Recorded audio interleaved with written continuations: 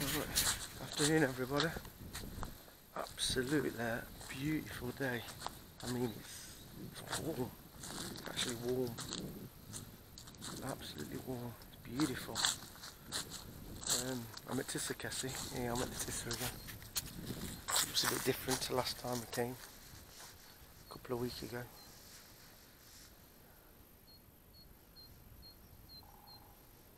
Yeah, that woodpecker.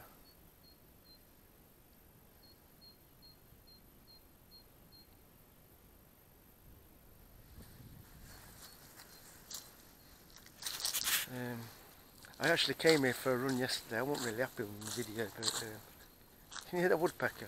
I did 8.5 kilometres yesterday. Quite a lot of walking as well though. But you know that I've been ill.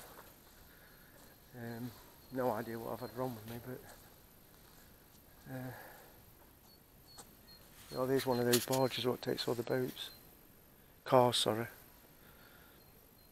So obviously the ramp has dropped down on this concrete here, and that'll load the chain, will load the boat. Cars will drive on it, it takes you to the other side over there.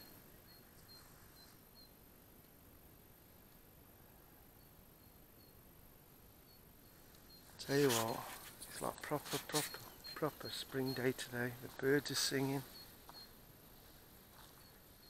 I think that's just, like I said, it's not hungry. Just the people, majority of the people, the arseholes. Not hungry itself. Absolutely lovely weather. I'll tell you what, absolutely gorgeous weather. And it's been, you know, it's been a really mild winter as well. It's been a really mild winter. Anyway, so I'm at Tisakesi and I'm gonna get my phone set up. And what time are we on right now? It's 12:39.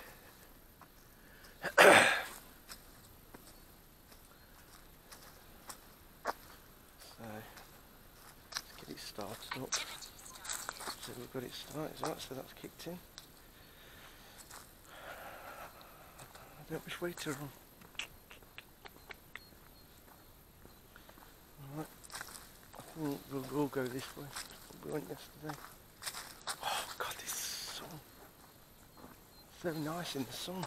Absolutely beautiful.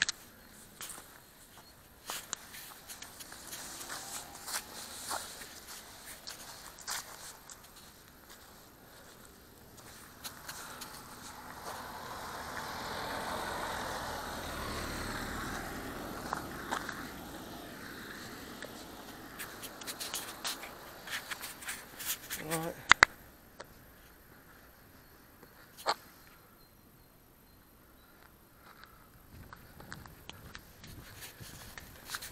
We better get going up. Oh my leg's killing me. My legs are killing me from yesterday.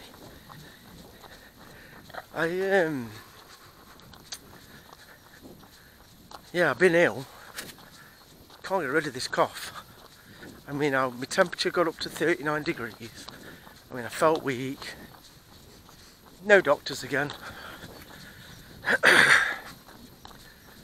But it actually took, thought I'd be fine at the weekend, but it actually took till around Monday till I started to have that sort of proper energy again.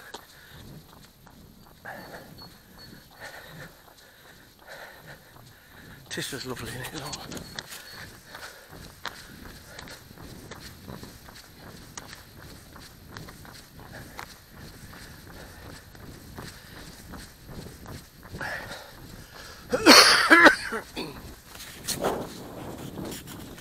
Cough's terrible, I'm so embarrassed. Coughed and I can't turn around.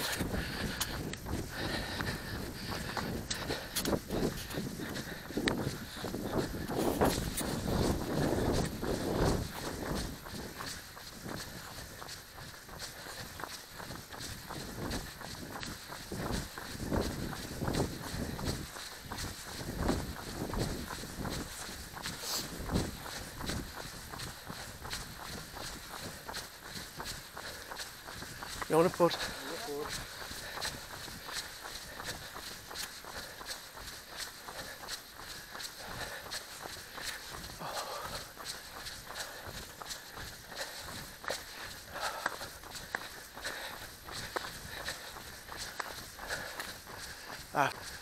Some stilts. practicer.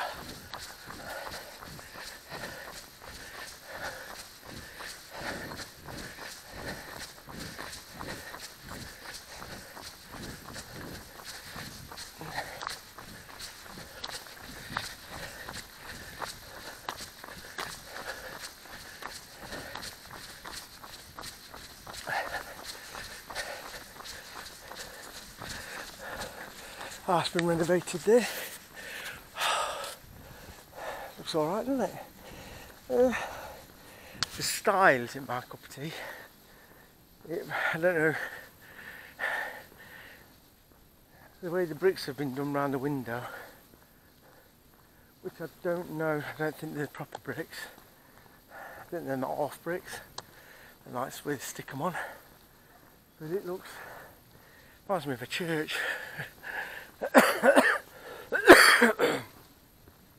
I didn't bring no water either. So if I did my run and kill ever, I kill ever. Oh, Jesus.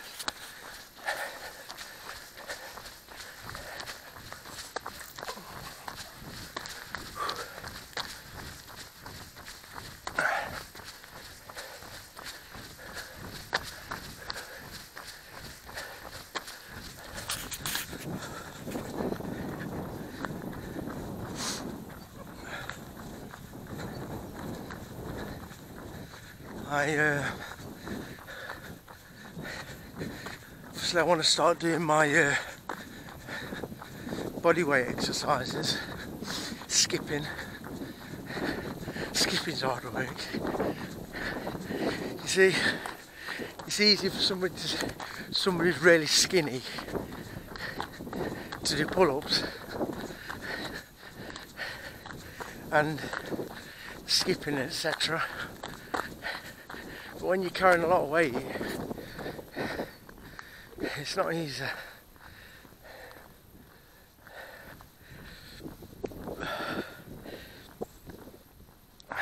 No, it's not easy at all. So what I'm trying to do is,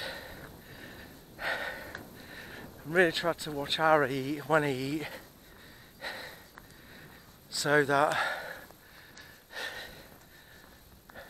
I don't really put weight on in between me doing my running. Because when I started doing my third run, I'd actually gone from 97.3 something kilogram, which is way too heavy for me. I mean, I should be, my ideal weight really is around 83, 85 kilo, 86 kilos, somewhere around that sort of region.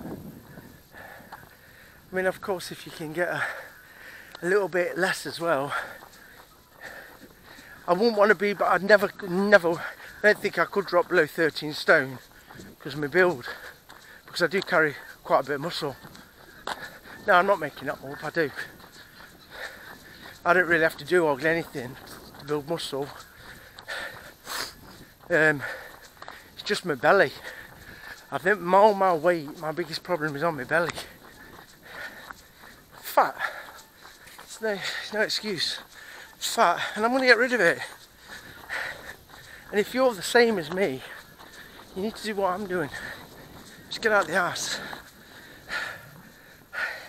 You see, look, I ain't bothered, right, whether I run or whether I walk.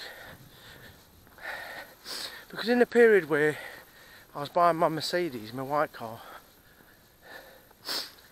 I had no reason really at the time to have a car, and it was coming up to summer.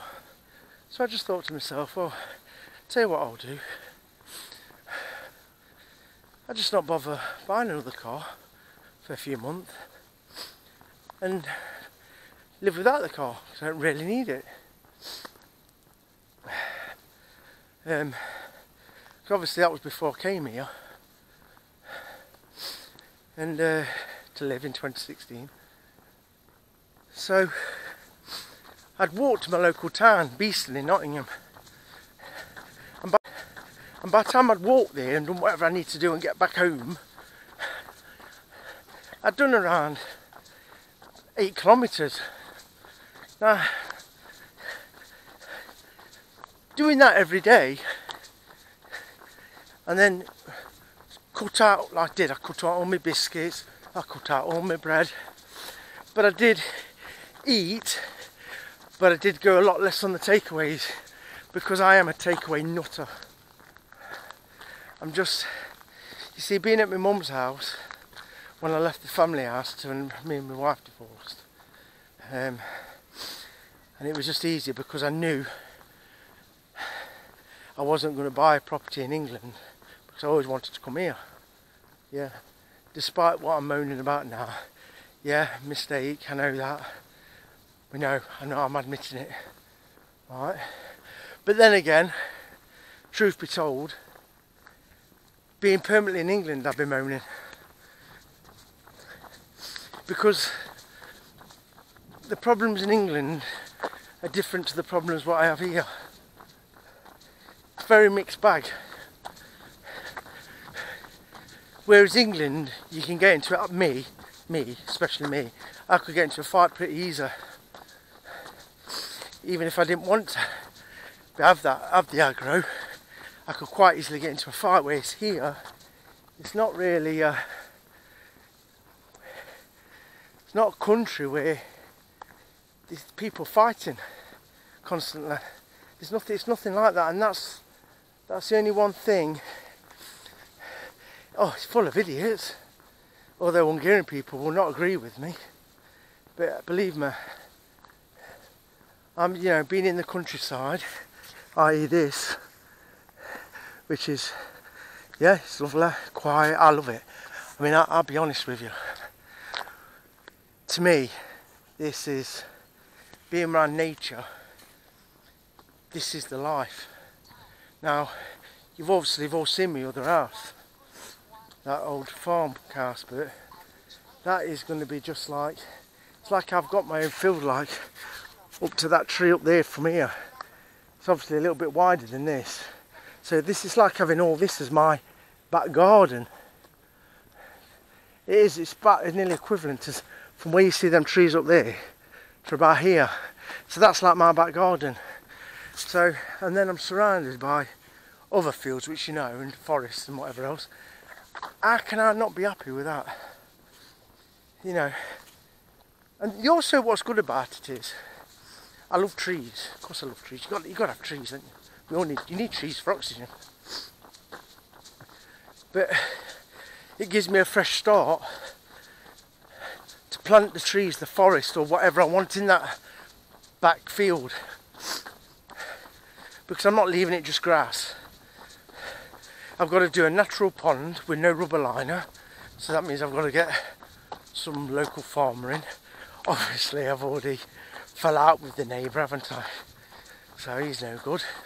So I'll have the guy back with the smaller digger who actually did the fencing, because he said he'd do it for me.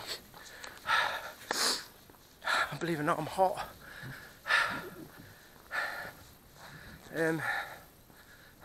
Yeah, I need a shave, by the way. Oh, Jesus Christ. Soon I'll be running with just my little pink shorts on, trainers, and that's it. Nothing else.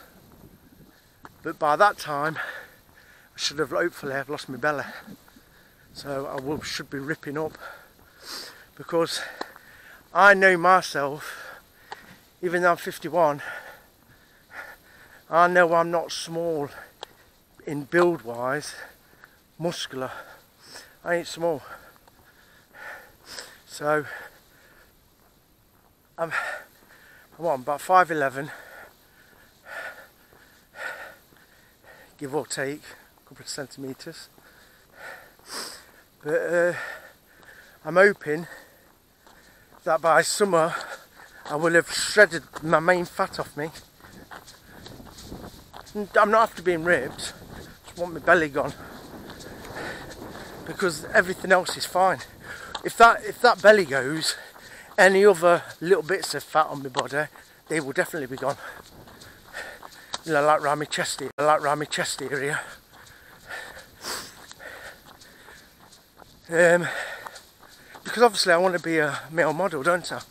So I want to be the older male model. I'm only pulling your leg. Don't believe anything I say.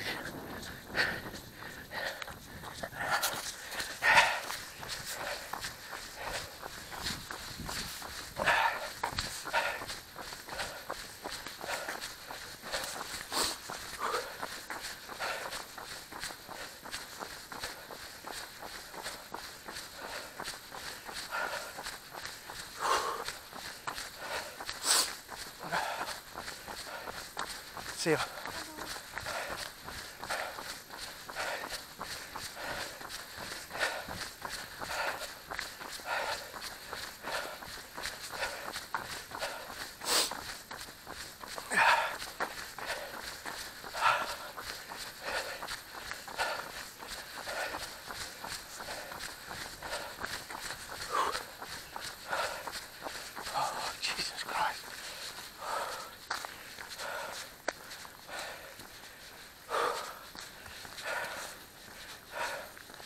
See ya. Hello. Oh my God. I've got to say it. He had the gayest voice. Hello. See, you know the funny thing is here? They like to say hello. They've learnt that English word, hello. But they use hello when they're leaving somebody. So let's just say, I've been with my mates. Oh no, mates? I ain't got no mates, have I? I ain't got no mates. Why did I even say that? Don't even have any mates, do I? I rephrase that. An acquaintance. One of the acquaintance who I know, if I was leaving them, or somebody I know, but I've got mates, but just as when you say mates, everybody automatically thinks you're immediate mates, friends. Well, I don't have any of them anymore. What I was just going to say, was, when they leave a person, or they'll just say, hello, hello, and they'll go. It's sort of like a backward thing. But the Hungarian language is backward. Straight up. It's almost sad in a certain way, because if I put Netflix on here, my Netflix,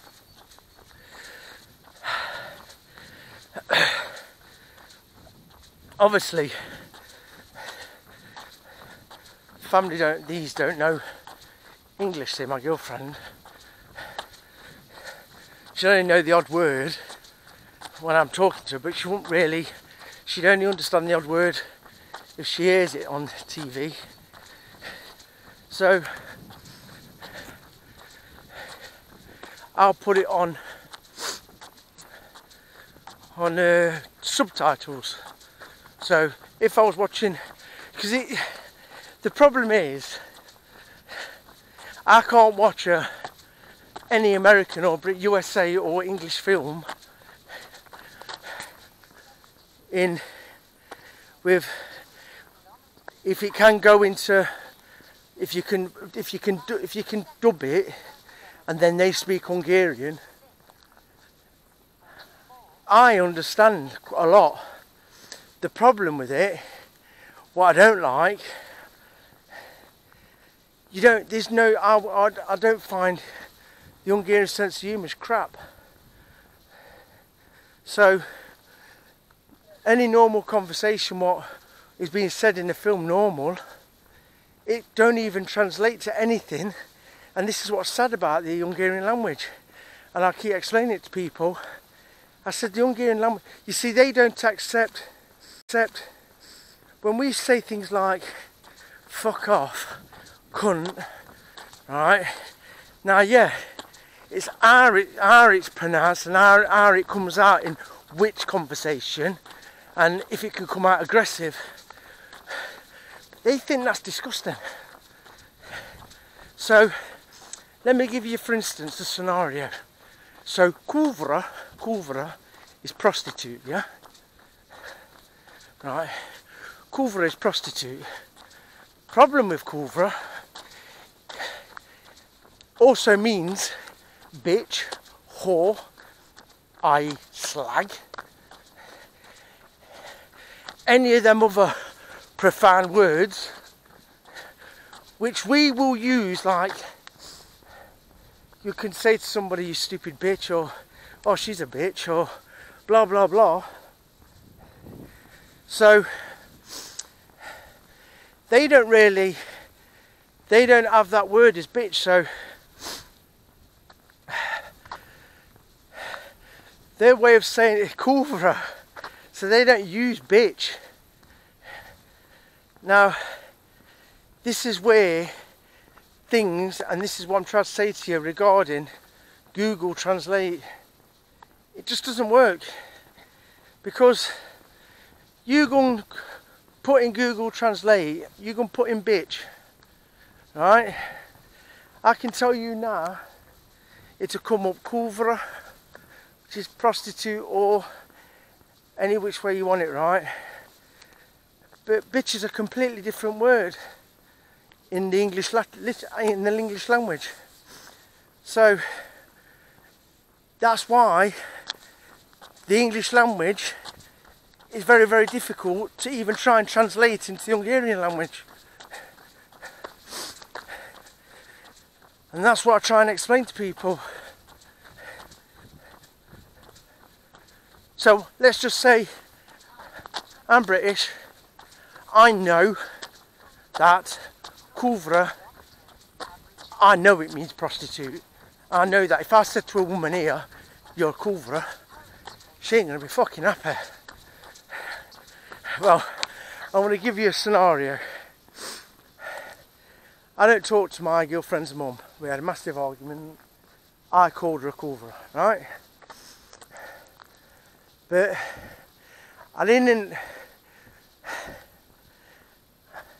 knew what it meant. Of course I knew what it meant. So now you're thinking, well, that ain't very nice thing to say. But I didn't... Okay, I really wanted to call her a bitch. Right? Now you're probably saying, well, that ain't very nice. Well, she's not said some very nice things about me. And I've done everything. So I'm not going to get into that, what's right and what's wrong. Because I have my reasons, she's clearly got her reasons. But we don't talk. Right? No excuse for it. I don't like it when people blatantly call me to the daughter in front of me while I'm upstairs. Not happening. No, not on my watch, it's not.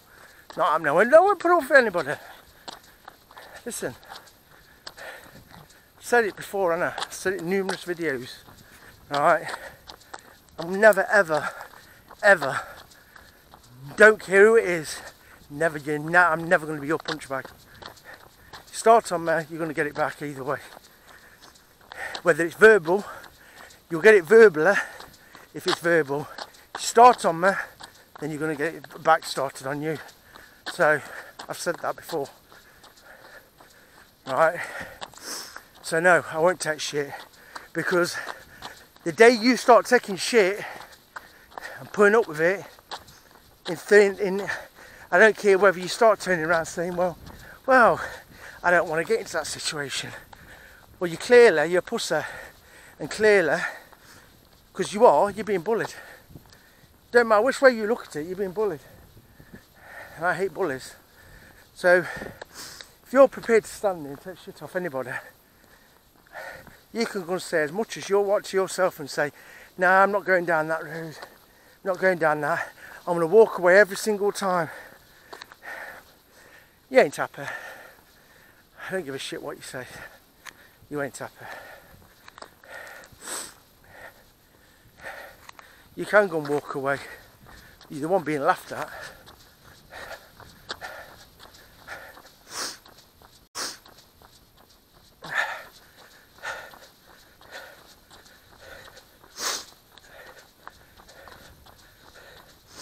But getting back onto this running and keeping fit, you've got to get out of the fucking house.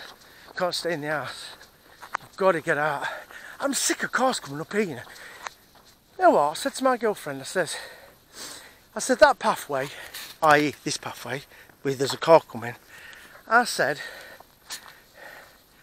can I park my car? Because I don't know. I assume no. Because I would, that's why I've never done it, by asking the question, can I drive my car on this pathway? Not going where I'm parked, that's different. You can go on that little bit, then a few metres, but actually on this. She said no, it's illegal. Do you know how many cars come up and down here? I bet yesterday, in the hour and a half I was running, I bet you 10 cars came up and down. Sometimes it was the same car. The point is, I don't get it, because I thought you weren't allowed. So what they're doing is, people, I'll tell you what they're doing.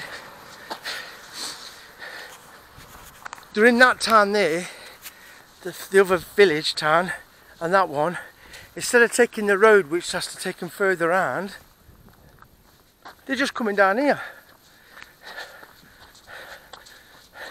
Now that would be like the equivalent of almost like going on a cycle path in England at the back of the town near the water, say some water, which you got in Nottingham, you got the Trent, and fucking driving your car from one end of Nottingham to the other. Same thing. And this is what I'm saying. That's how mental it is here.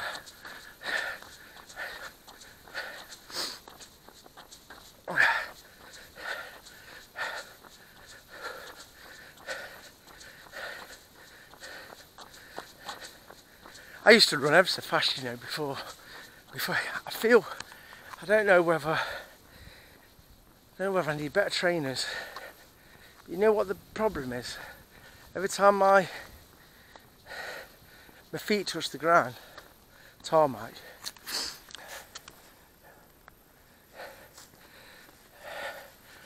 the vibration what's running up my shins into my kneecap aches.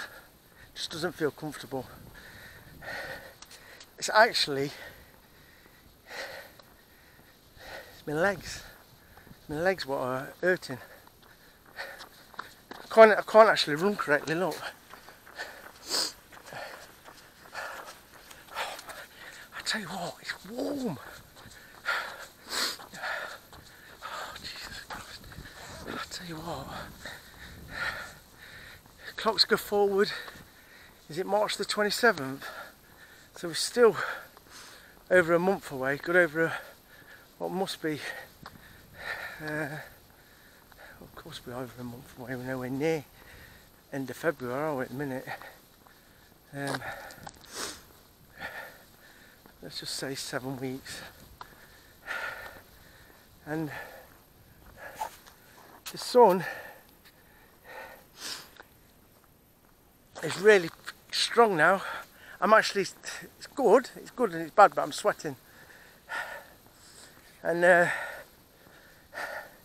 this is now where you're going to start to see now, if this weather stays this clear, sun out, everything's going to just turn, everything's going to just start budding.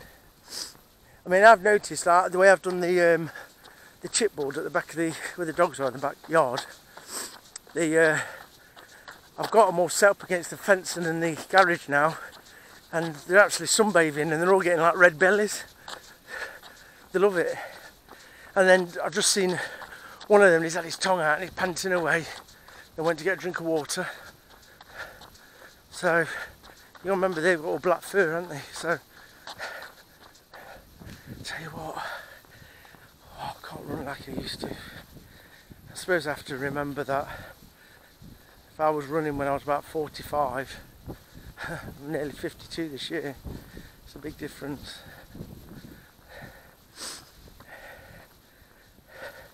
But like I said, if you walk, I think if you're going to even walk around 8 kilometres a day, 7, 5 even, but if you put into every bit of walking you do, including when you work, everything, why it's worth having one of them, what's it called, them step counters, or one of those Keep Fit watches. I mean, I've got to get a Keep Fit watch, but I do love my Run Keeper. It's just so beautiful. I just thought, oh God, see the moon up there, still see the moon, but it's just so quiet, isn't it? Away from all the noise in the town, in the city.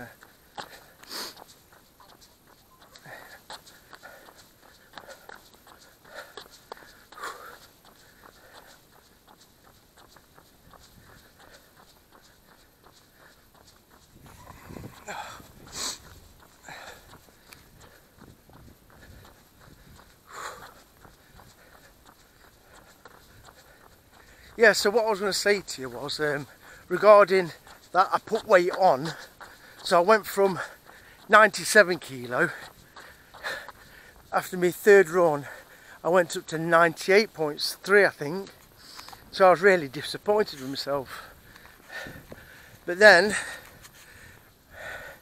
I googled it, and I should have really known this anyway, because I'll start to put my muscle on my leg again.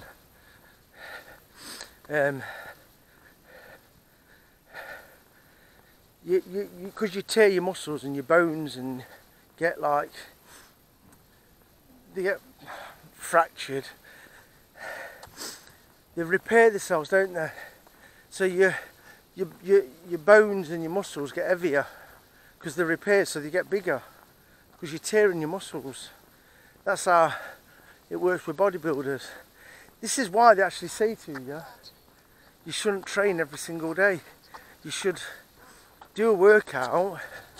I mean, fine if you're doing different parts of your body, I suppose, but they say let that part of your body repair, and then leave it like every other day or so. But the problem with running for me, I'm so desperate to get my weight down, and I sort of enjoy it.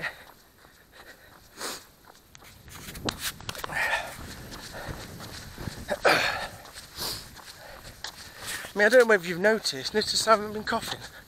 I'm coughing in the car, I've been coughing at home, I'm running, I haven't had any water, I've stopped coughing. So, something in my lungs, I think something, somewhere, is blocking my airways, where I can't breathe correctly. Like where you need to have an asthma to expand your lungs, or the airways. I think that is where my problem is, because I'm not coughing.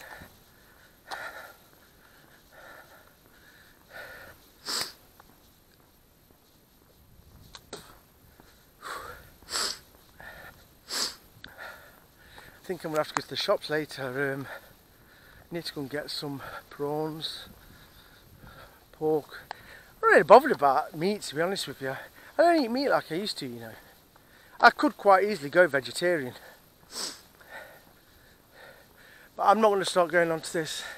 I don't want to start going on to a big debate about vegetarian and comments. I accept all the comments.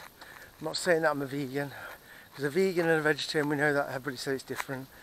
All I'm saying is, I don't really enjoy meat how I used to enjoy meat. But the other problem is, I'm getting so bored with the food here now, and not having that variety like in England. And I think that's the biggest problem. Everything has got paprika. Yeah, it's not a bad thing, but eating it all the time, it does the head in. And this is what I miss about England. I miss having a decent pizza. I miss having a decent Indian. I miss having a decent Chinese.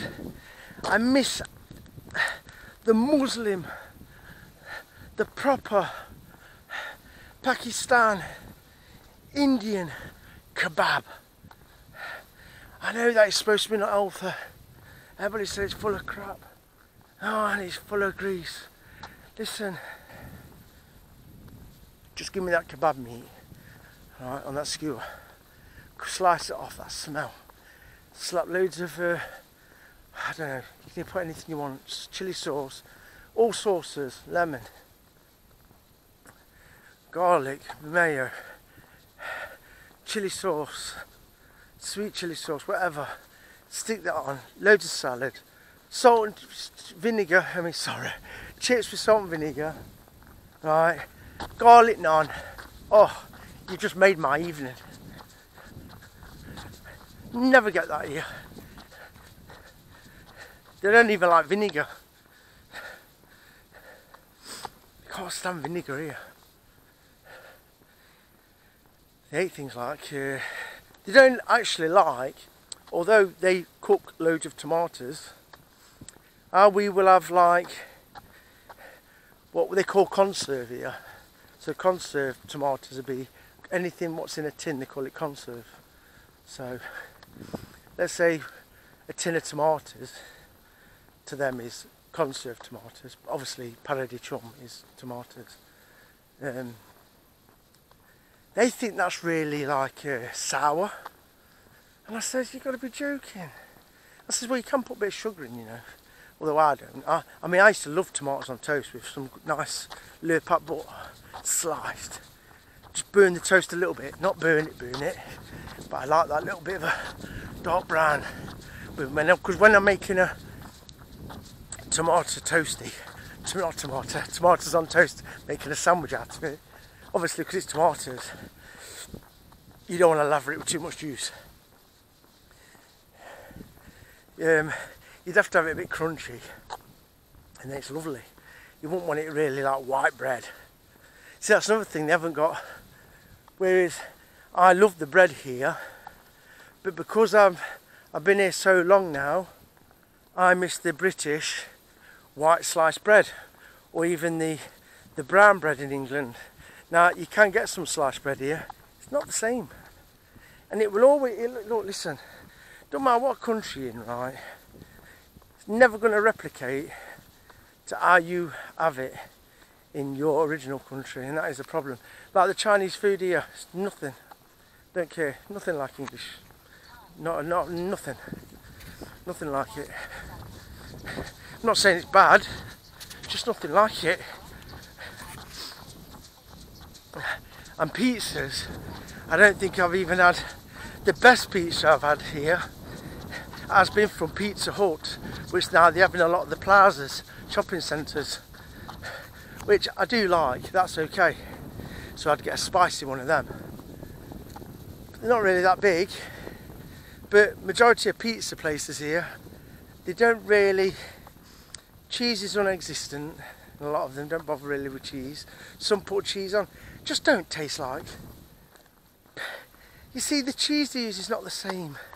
Do you know, I could go on and on and on. I sound like one of them real moaning tourists, don't I? Which I am. But I've been coming here all my life, right? But like I said to you, living here is different. When you're living here and you're having it all the time, you miss the variety of other nationality foods. And that's one thing, that's why England will be great. That's why England will always be Great Britain, right? Don't matter whether it's got some bad streets, dirty streets, but then again, you get that in every country. But I do not think, I've got to admit this, I don't think a lot of places in England, I do think a lot of the towns, some of the streets, I mean, I've been to them in the lorry, and some of them are very run down. You know, dustbins left on the streets, or people putting dustbins out too early. I mean, here, they take it funny. I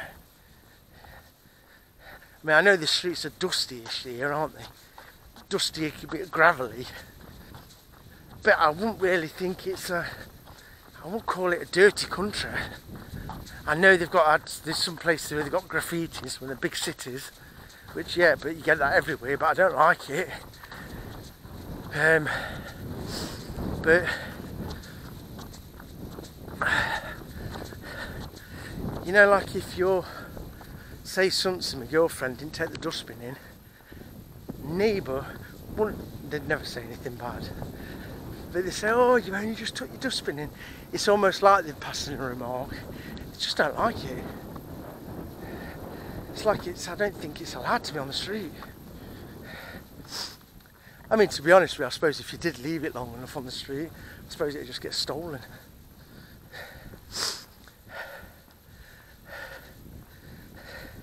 You see, and the bins are so small here as well.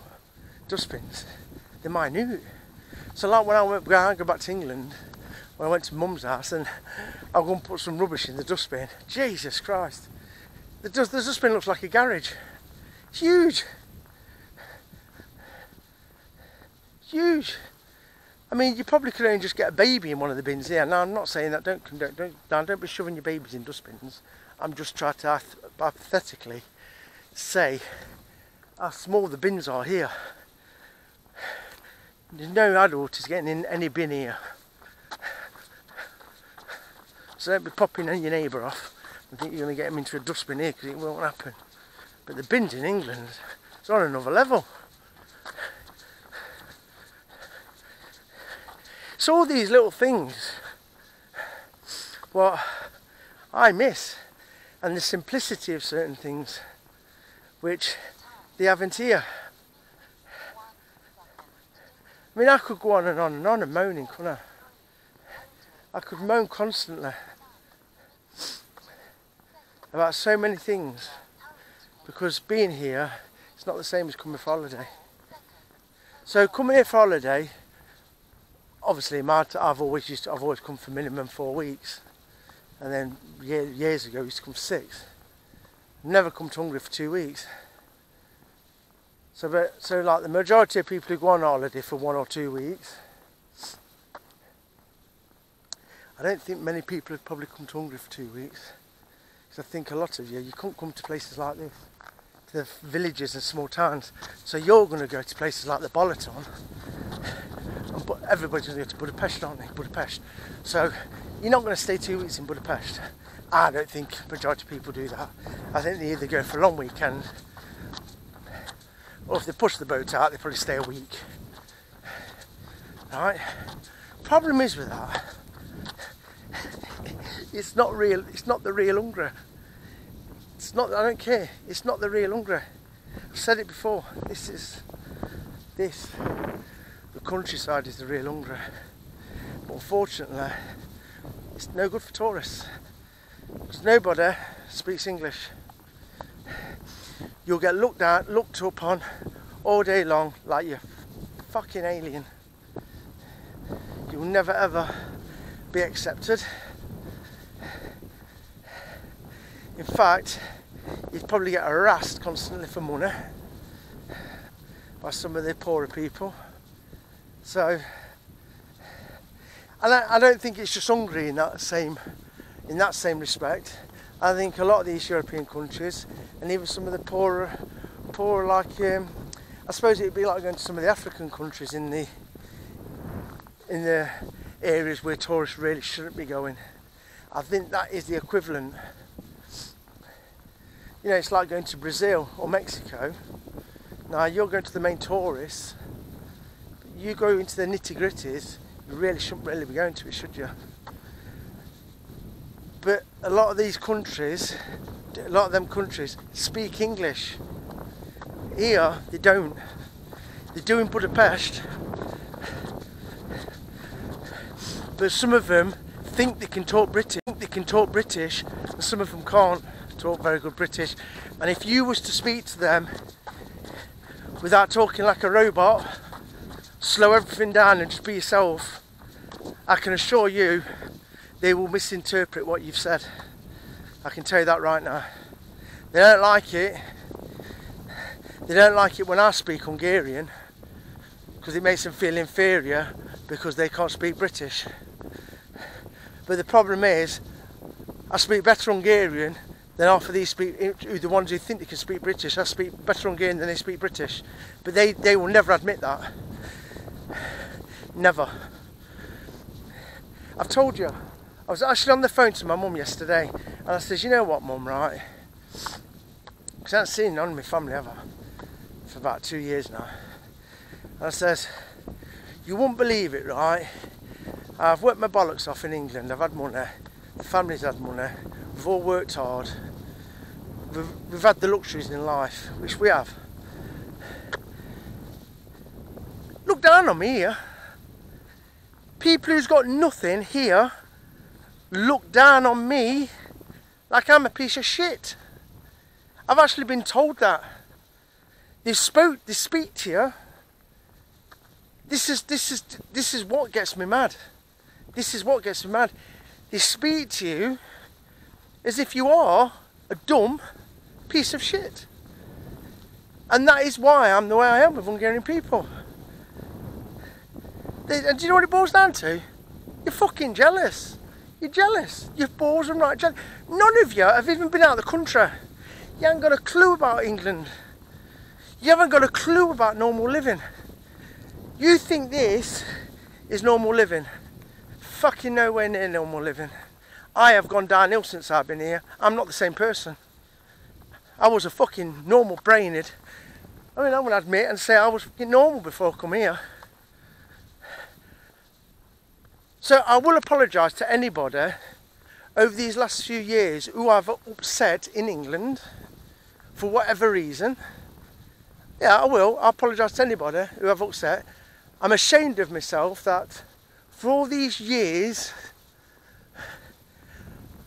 since my dad died in 2000 at 60 years old, since 2000, I have never ever stopped going on about Hungary like it's the best thing in the world, the best country to live, the best food, the best people, the best of everything. Because I have.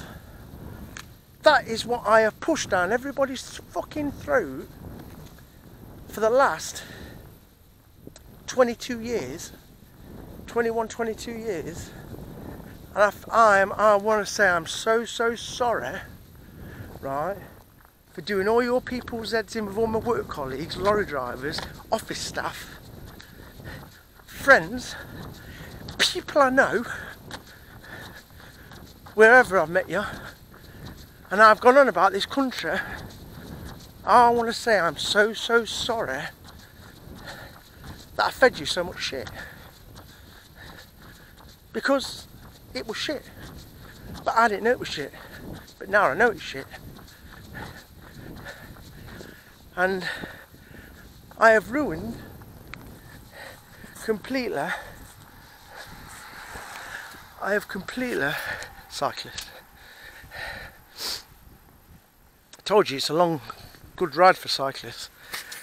I always get a race bike. And that's why I need to tell people I'm not the same person. I've not been the same person. I would say I really started to go downhill from around 2017, 2018, and I'm not the person I used to be. So even though I said that, yeah, I used to get myself into a lot of trouble and I used to have a lot of fights, that's different, right? But my mental state, my anger, I mean, clearly I'm not on my medication anymore because I've only got a couple of strips, and I don't know when I'm going to get back to England, and I can't explain to you the pain. It's, I suppose, the best way to describe it would be, which I'm never going to know that way, would be how a proper alcoholic would feel when he's got no money for alcohol, when he's got the real bad shakes and he needs that alcohol, or somebody who's on heroin or crack, who's an addict, feels when they need that drug, and the pain's what goes through the body. Now, I'm never going to know that, but what I will say, the pains what I get, the feeling in my head, well, I was on 200 milligram. I was on 200 mil. Well, I'm officially 200 milligram sertraline.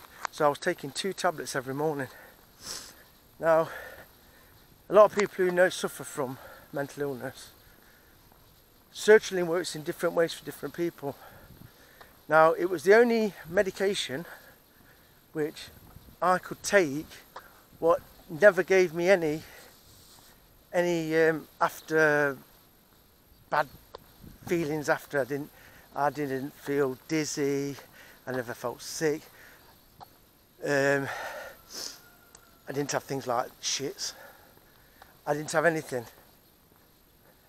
I have tried others, and the best way to describe having the others, the feelings was absolutely terrible.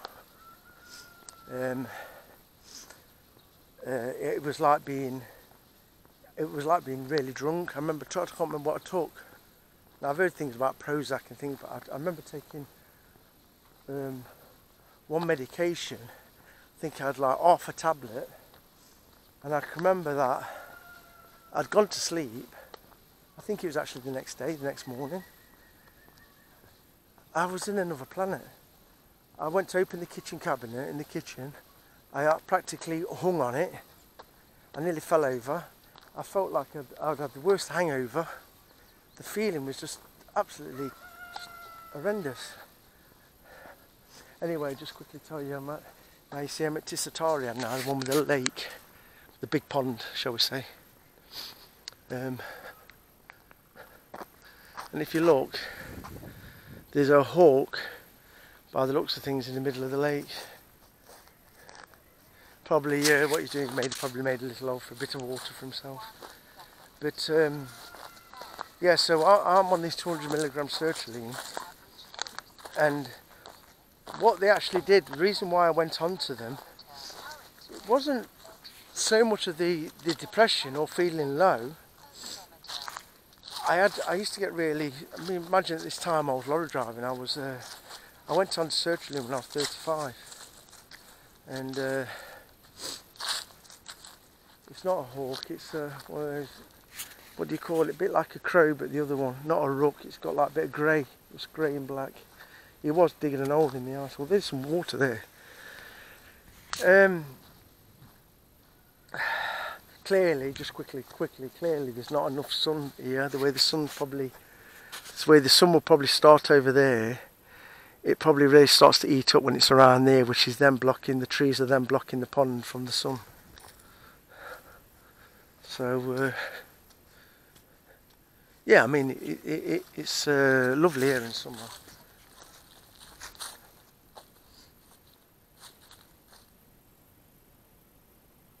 Right, so what this says here, Fidjelem, a Tisatarian, which is this village, Alt Tissa, Jäger Remeni, Eilet Veseyesh.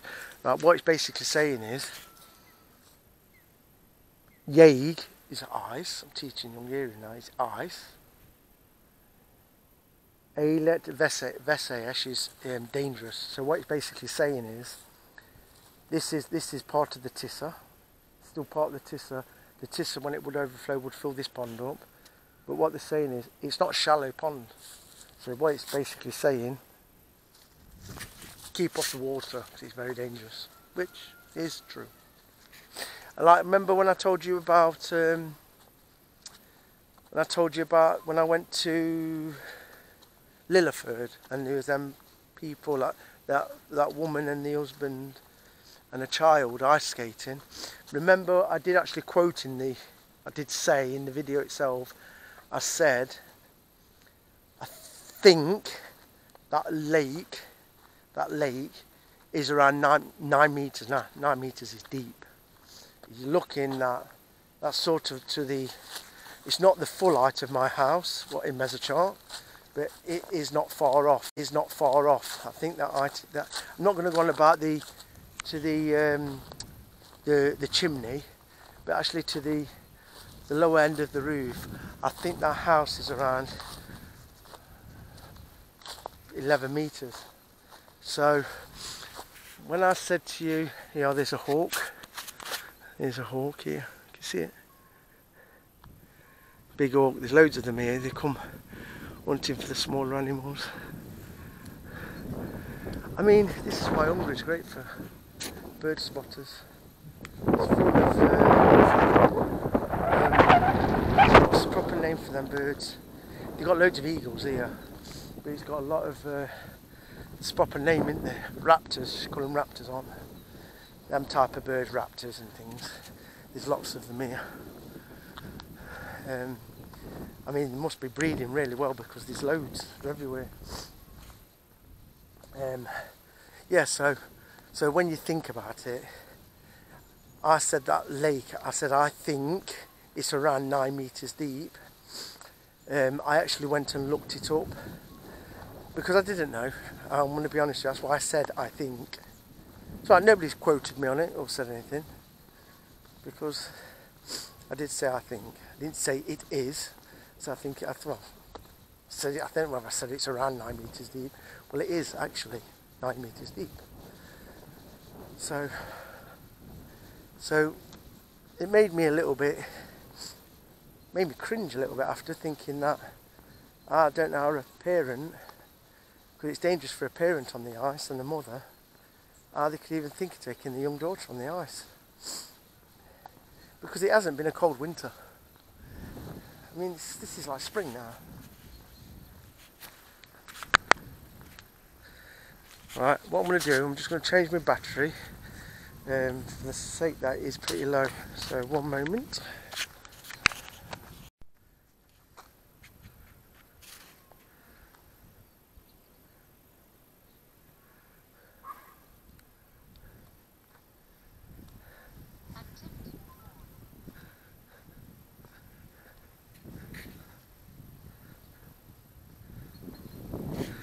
Right, so what I'm going to do is I'll just change my battery. I've already done it. So what I'm going to do, I'm just going to check the clock. Let's see what I'm on at the minute. Well, yeah, so you can look yourself. 5.5 kilometres. I've been 54 minutes. And what's also good about this, if you notice, the reason why it bleeps a lot, because I was thinking, well, why does it keep bleeping? Because I know that I'm not getting any messages, because any messages I get from England, because it's an Hungarian phone, I only use WhatsApp. Because of how expensive it is. I do actually have an English phone, which is off, because there's just no need for it. But yeah, the reason why my phone just keeps bleeping like that, because I found when I went into the Runkeeper settings, I found that you can it can resume when you stop, so it works out pretty good, that does, because that if I do stop like where I was at that pond, then it won't record, falsely record, which is good. It's every time I move, obviously through the GPS.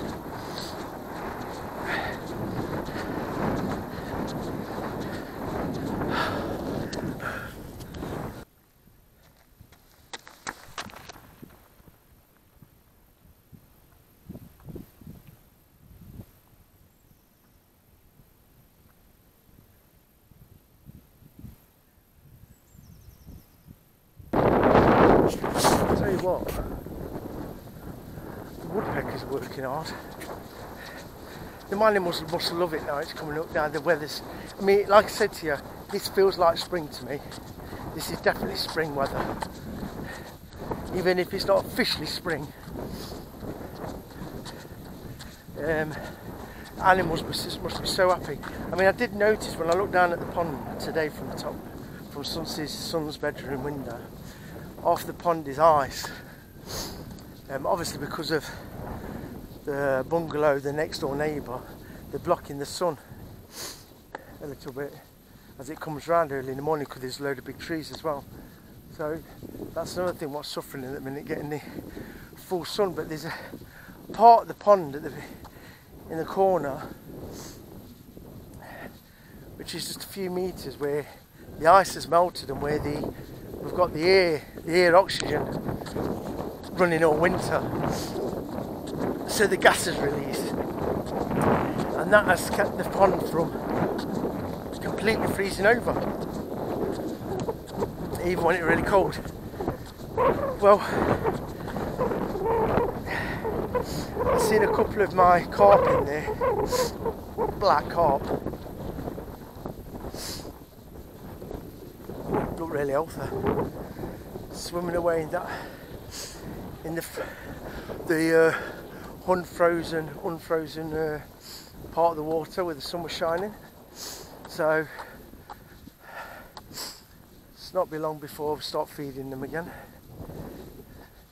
It's a bit of a shame really, because I don't think I'm going to leave.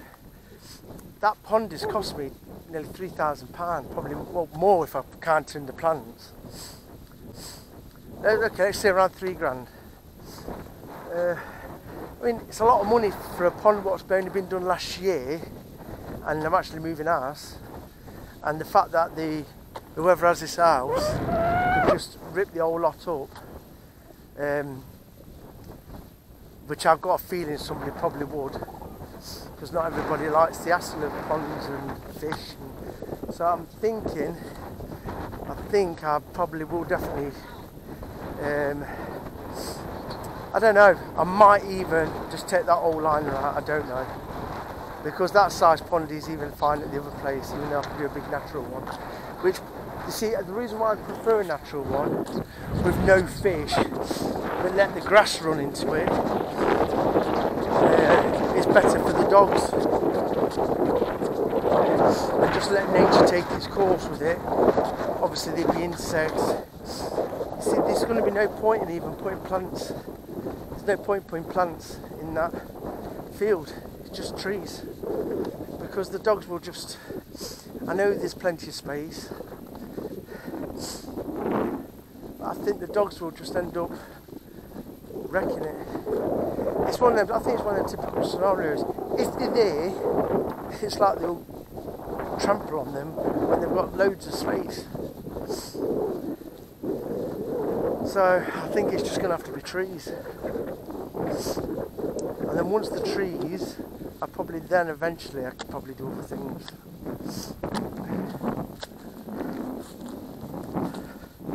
But even then again, that field, to plant the trees I want, not crap shit trees, I mean probably like nature trees, forest trees, proper... You see, I've heard things like, what they're called, Leylandi, which are a big thing in England, aren't they? I've actually heard, now when we had Leylandi, I've got Leylandi in this garden, but when we had Leylandi, when I was growing up at the family house at the back, we had Leylandi trees at the back, separating what separated the fence, the 6-foot fence, we still had Leylandi trees, which were cut down, and there was the golden Leylandi. That yellow looking one, and they're really thickened out, they were lovely. Now in them days people used to throw bread out to the birds and everything, they used to eat it and whatever else. We had loads of wood pigeons, and sparrows loved them trees. And now what they're saying is now, they're saying that there's no need for the Leylandi, because they reckon that birds do not like Leylandi, and they reckon that they're part of the problem. I mean, I will agree that, you know, we'll all know that when we grew up in the 70s, when I grew up, I'm just going back on what I know, and a lot of people who are my age will know as well, majority of people had hedgerows.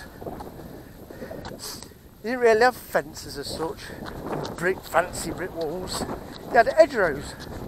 Now, they were the ideal place for sparrows to live.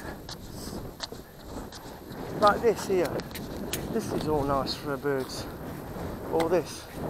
But as the years have gone on, it wasn't good enough to have that. And the other thing, because of security and everything else, people then had to start removing that, and they're putting fences up. Not everybody, there's still people who's kept lovely hedgerows.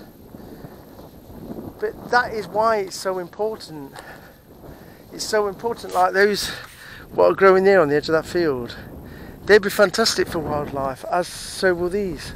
Now, I don't really know the name of them, but I do know majority of these trees in there will be acacia honey trees, because there's absolutely a ridiculous amount in Hungary. I've got them at the other house, but the smaller ones I've actually cut down because I've had to remove some of them for the area where the dogs are, and where I've got to do the stables or the horse houses at the back. I've got to render all that and concrete down, and I've had to remove the trees, some of the trees. But that's why I've left a lot of the other trees, because the trees are important. I love trees, but I had to remove the ones what was at what you'd say at the back of the horse stables.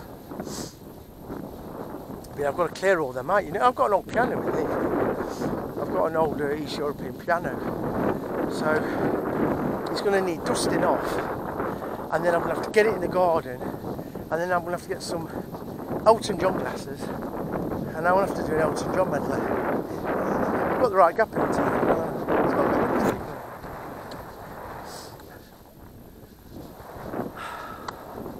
So I better start learning to play piano. It does work as well. I don't know the full condition of it.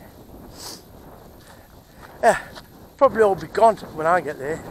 Probably somebody would have cleared everything out, stole it, sold it on. Because you know that they're very light-handed here, aren't they? They don't seem to be happy unless they're stealing other people's properties, especially a foreign person. Oh God, you know what? There's a bit of a breeze when I'm running. I'm struggling with this running. I don't know what it is. Of course I prefer to walk. I'd rather walk than run.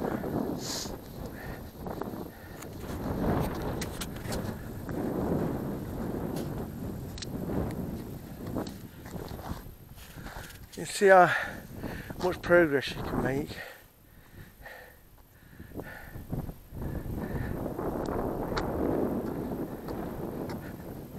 I'll tell you what I did yesterday, and it's hurting now, so I don't know whether I'm going to have to get some pants for running. I obviously sweating it. Oh, it feels like I've got like one of them, is it like baby rash? Like underneath me bollock sack around there, my left side, right. Oh, it's so sore. It's actually a bit sore now.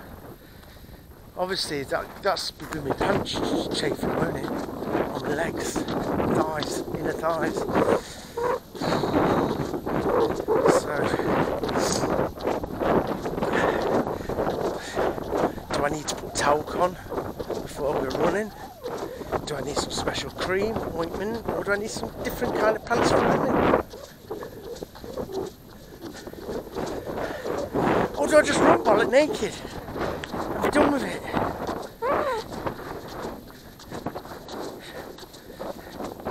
I don't think that'd be nice now.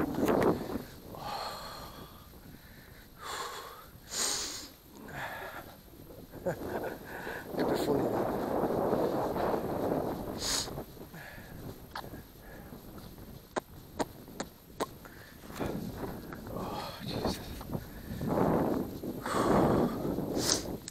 So I think what I'll do is I'll get back, have a shower,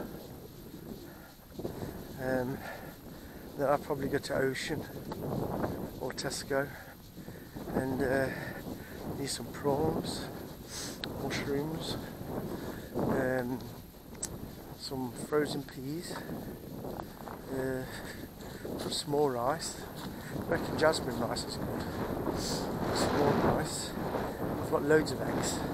48 eggs at home, but I'll probably get some because I'll soon get through. I get some more oyster sauce. I've got me soy sauce. Get some more oyster sauce. Some more onions, and maybe some pork or something, and chicken. some either prawn fried rice, chicken fried rice, shrimp fried rice, whatever. Ah, lovely. I don't want anything else with it, because even when I've had Chinese takeaways, I always get like mushroom fried rice or whatever. Do you know what? I absolutely just love eating it. When I first get it, when I start getting my Chinese, when I take that like white cardboard lid off with a foil container, and I just get that big spoon, and I just can't stop eating the egg fried rice. This is why them woks, them stainless steel woks, carbon steel, they can get so hot, which you need it to be hot. So I'll do the eggs. Also, I'm going to get some sesame seed oil as well, instead of using normal oil. Ocean has got quite a decent Chinese section, well, what I would call foreign section for Mexico, for Mexican, and things like that. A bit of Indian. But a lot of the Indian, they have them in them jars like them pataks. We used to deliver to pataks, and massive company. You want to see when they're making the jars and the pataks, whatever they're making. They have massive bags what come from India of curry powder and everything. I mean, like 1 ton bags. And I'll tell you something now, you couldn't really go in there and stay in there with no mask on. You'd have it all in your eye. Alright, while you're quickly nipping in, like when I was going through, you have to have things on your feet, of course you do. But you couldn't stay in there, you'd have to have masks on and all sorts. Your bloody lungs, you'd kill over. All them curry powders and spices, what they use. All comes on containers. Pakistan and India, everywhere.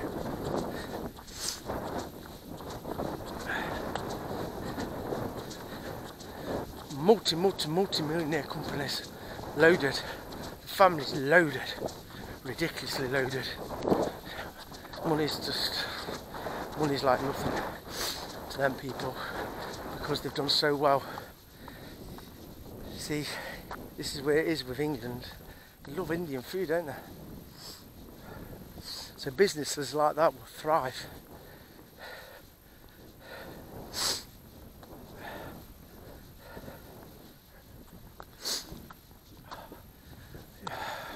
I'm going to blow my nose a minute.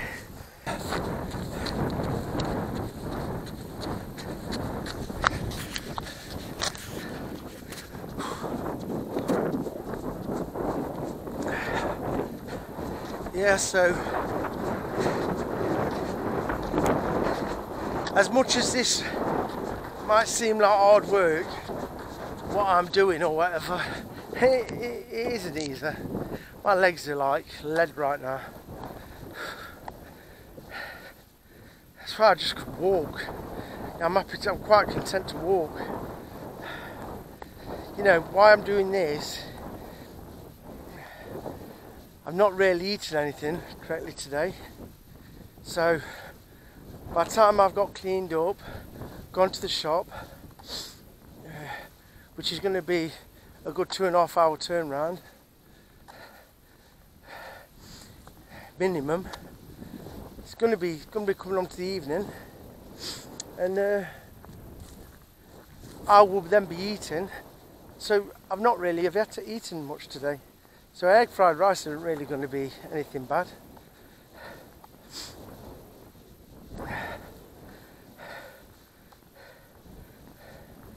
But I love prawns. I love prawns. I love king prawns. I mean, you know, I always think that I like, of course, you have a curry, don't you? I love food, that's why I love talking about food. So you have your Indian curry, which is fantastic. But then, egg fried rice, normal egg fried rice, large egg fried rice from the Chinese now we're talking, king prawn curry, as in Chinese king prawn curry. Portion of Chinese chips, which is really nice, aren't they? The way they're done in the oil. You just can't go wrong with a king prawn curry. So I'd put my chips on, I'd do my chips, put my egg fried rice on top of the chips, and I'd put my king prawn curry on top. Oh, Jesus. Do you just know how much I could cry? No, I'm not going to cry. No, I'm not going to cry. But the thought of that, eating that, oh. I remember when I used to eat it the next day, I used to eat it with bread and butter as well. I used to love the bread and butter with the curry sauce what was on the rice and chips. Oh, God. I don't know whether anybody else is the same as me, but God, I love food. I really do love food. And that's what gives you a fat belly. But I love food. I think what you've got to do is, you've got to do it moderately, haven't you? I think, like I said, I did used to have my takeaways. I did cut down, but I did have my takeaways. I think the fact that I was doing so much walking, whether it was with the Labrador and running, so I was doing all these things, and I did used to do my 20 minutes other day bodyweight exercise as well. I think because I was doing that and maybe having my takeaways, I didn't really have that problem with weight, because obviously if whatever I'd eat in the morning, they'd get burnt off with whatever else I was doing, so I'd only have that meal at the evening. But obviously try not to eat too late, although I was always eating around 7 o'clock. But I think the fact that I was so mobile, I think that's why I've not, and I was younger. So I mean, the older you get, you have to just things can't be the same. You've got to just change, haven't you? I mean, I know for a fact right now, I don't eat much. I can't eat like I used to. So them days when I said to you I had bread and butter with it, I wouldn't be able to eat curry no more, straight out. There's a time when I could practically eat all that to myself. A large king prawn curry, big bag of chips from the Chinese, and an egg fried rice, and I could practically eat it all.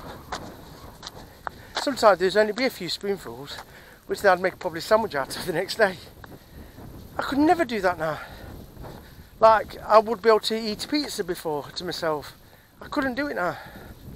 I can't do it now. Physically cannot do it. I just haven't got I just get full too quick. And I don't really drink. Normally in the house, I do not mind having a glass of cola or orange or a can of pop with having something to eat. But then that would be it. I can't drink cola like people have glass after glass after glass. So I would then be on water and drinking tea. I just can't just sit in the house and pour myself a glass of Coke because her boys has it. I just can't, or if I can, it's to just sit there and I'd only have it with a meal. So I'm not really, I don't have sugar in any of my drinks. I don't really eat any cakes really. Of course I've had cakes. I love a cake, but I like things like caramel cheesecake and things. I like that type of thing. But I wouldn't, it's only once in a blue moon. And yeah, I do like apple pie. Rhubarb. I do love puddings. But I don't eat it all the time. And this is what I'm trying to say.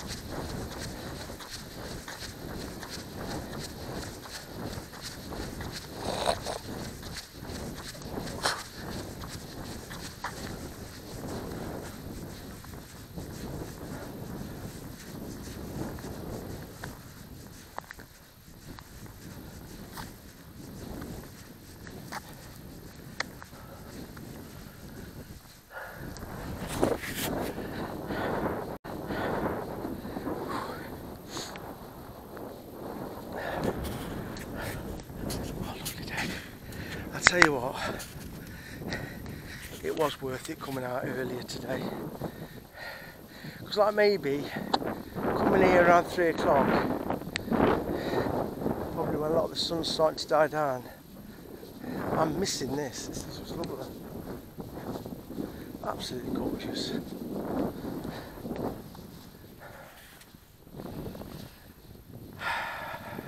Anyway, right, what's going to be happening?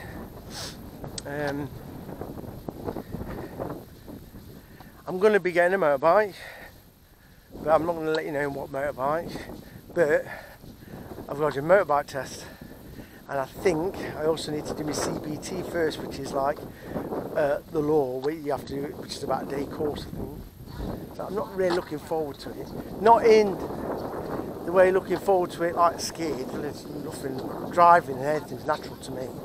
I don't mean that. I'm not really looking forward to the hassle of it, because I think when you do your CBT course, if you don't get your bike test, which, because obviously the motorbike I've got to have, it's around 1000cc.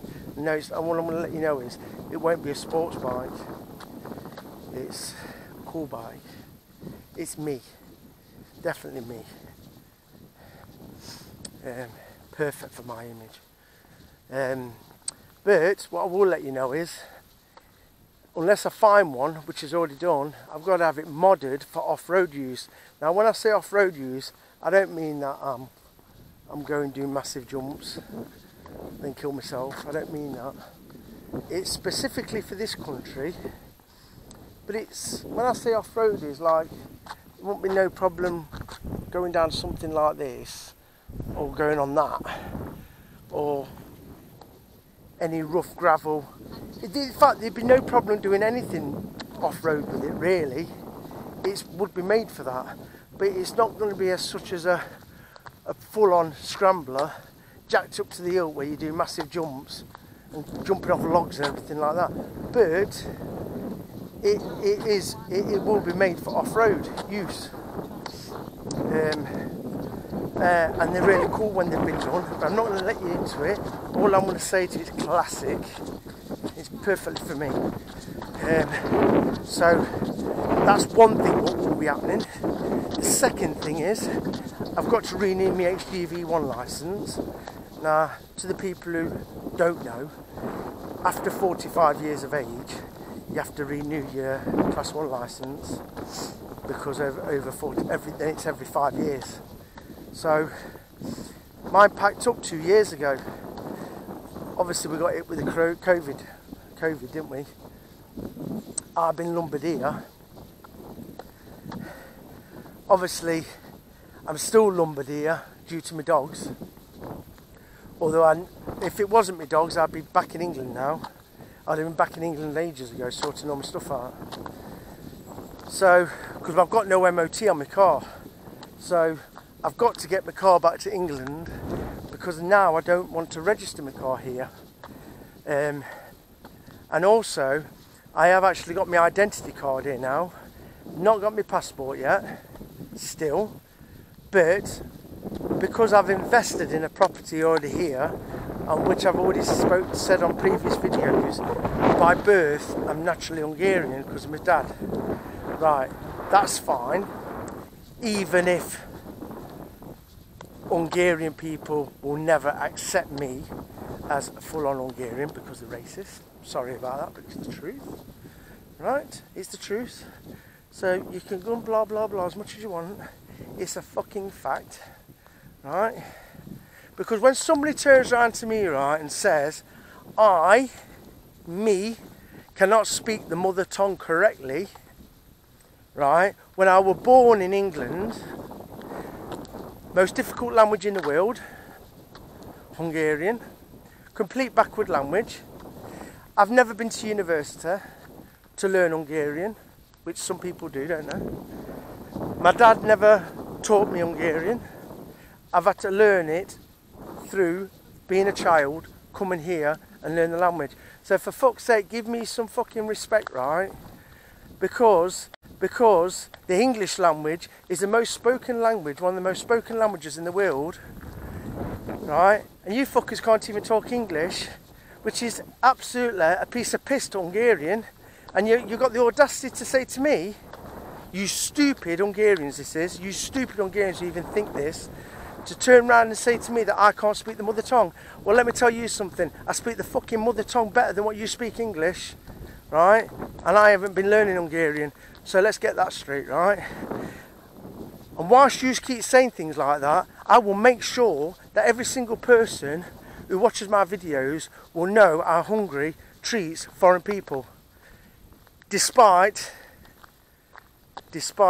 me having foreign family, Hungarian family, cousins, aunties, my dad, Hungarian, my mum, yeah, my mum's British, Irish family, right? So don't be saying to me, I don't fucking speak the mother tongue, right? Well, clearly I do speak the mother tongue. I tell you why. Yeah, I admit it. I'm not never at 50 years of age, 46 years old, coming to live in Hungary, right? I have never ever said I am full on perfect. It's impossible. And I can tell you something right now, and this is for people who don't know, fully fledged Hungarian people who were born in Hungary, who have spent, people like my dad, I'm just going to use my dad, I'm not using my dad as a scenario because he speaks Hungarian, because he's Hungarian, but what I'm trying to say to you is, you will be shocked when they live in a, now what I'm going to say, I will say my dad, because my dad loved England and he felt a British citizen, even though he never had a British passport because he never wanted to lose his Hungarian, but he should have done exactly the same as Joe Bugner, who's Hungarian born, who lives in Australia, and I think he's got Australian, English, British, American, I think he's got New Zealand. I think he's got something like, Joe Bugner used to be a, people who don't know, and there'll be some people who know, Joe Bugner was a heavyweight Hungarian, I think he was British, but I know he lives in Australia, so I'm not sure right now. All I'm going to say to you is, let's just say, I'm just going to say British for now. He is a Hungarian born, but British heavyweight boxer. Now, Joe Bugner, I think he resides in Australia. That's where all his kids are, children are, and his wife. I mean, he boxed some heavyweights, he did. I don't know whether he boxed Muhammad Ali, he boxed that English one, who fought Muhammad Ali, who knocked Muhammad Ali down. I can't think of his name at the minute. He's died now. Died years ago, didn't he? Tall guy, white guy, British. Can't think of his name. So yeah, Joe Bugner, he had some big heavyweight fights.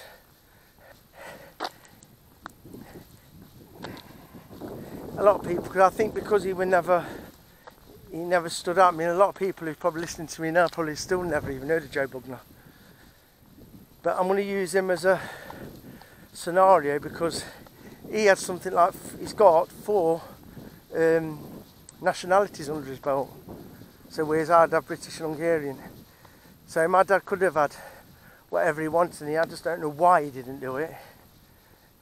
Never going to know why. But he clearly loved coming to Hungary to get drunk, and it'll always be his homeland. But he absolutely lived and breathed England. He loved England. He thought it was fantastic. He loved the life, he loved the pubs, he loved the work. He worshipped England. So my dad wasn't the typical, what I'm going to say, foreign person. He never spoke Hungarian in the house because he said it was ignorant. He'd never speak Hungarian to other Hungarians in a pub in front of British people because he said it was ignorant. Now, a lot of people need to take heed from this, because you can go and say, this is where it comes down to that little thing again, what I'm going to say. When you go to a foreign country and you want to go and live there, like me here, I try. right? Yeah, I don't get any shit to my face because people are happy with me. But when I hear comments on YouTube by certain probably just fucking scutty gypsies, and I'm going to say that, right? Because he's just twats, right? We need no respect, right? I've never really had any problems here. I actually find sometimes, which you wouldn't think, it's actually the younger generation who seem to struggle more than the older gen with me. Because of my Nottingham, what the problem is with me, it's my Nottingham slang, strong tongue. That is my letdown. I can't really, I'm never ever going to lose it. I can go and do everything. I could go and throw it in the fucking dustbin. It's not going to go. And it's not going to go at 46 years of age living in Hungary. Unfortunately, it's not going to happen. So, of course, I'll get better and better and better and better. And I can live day to day. And I know a lot of Hungarian. I mean, if I was to go and put individual words, I practically know nearly every individual word. The problem with Hungarian languages, them individual words would be very, very adequate for speaking in most languages, like England. But here, I can do sentences quite easy, a lot. But then there's some sentences where the difficult ones, where you have to get them words in because the language is backward, because it is backward.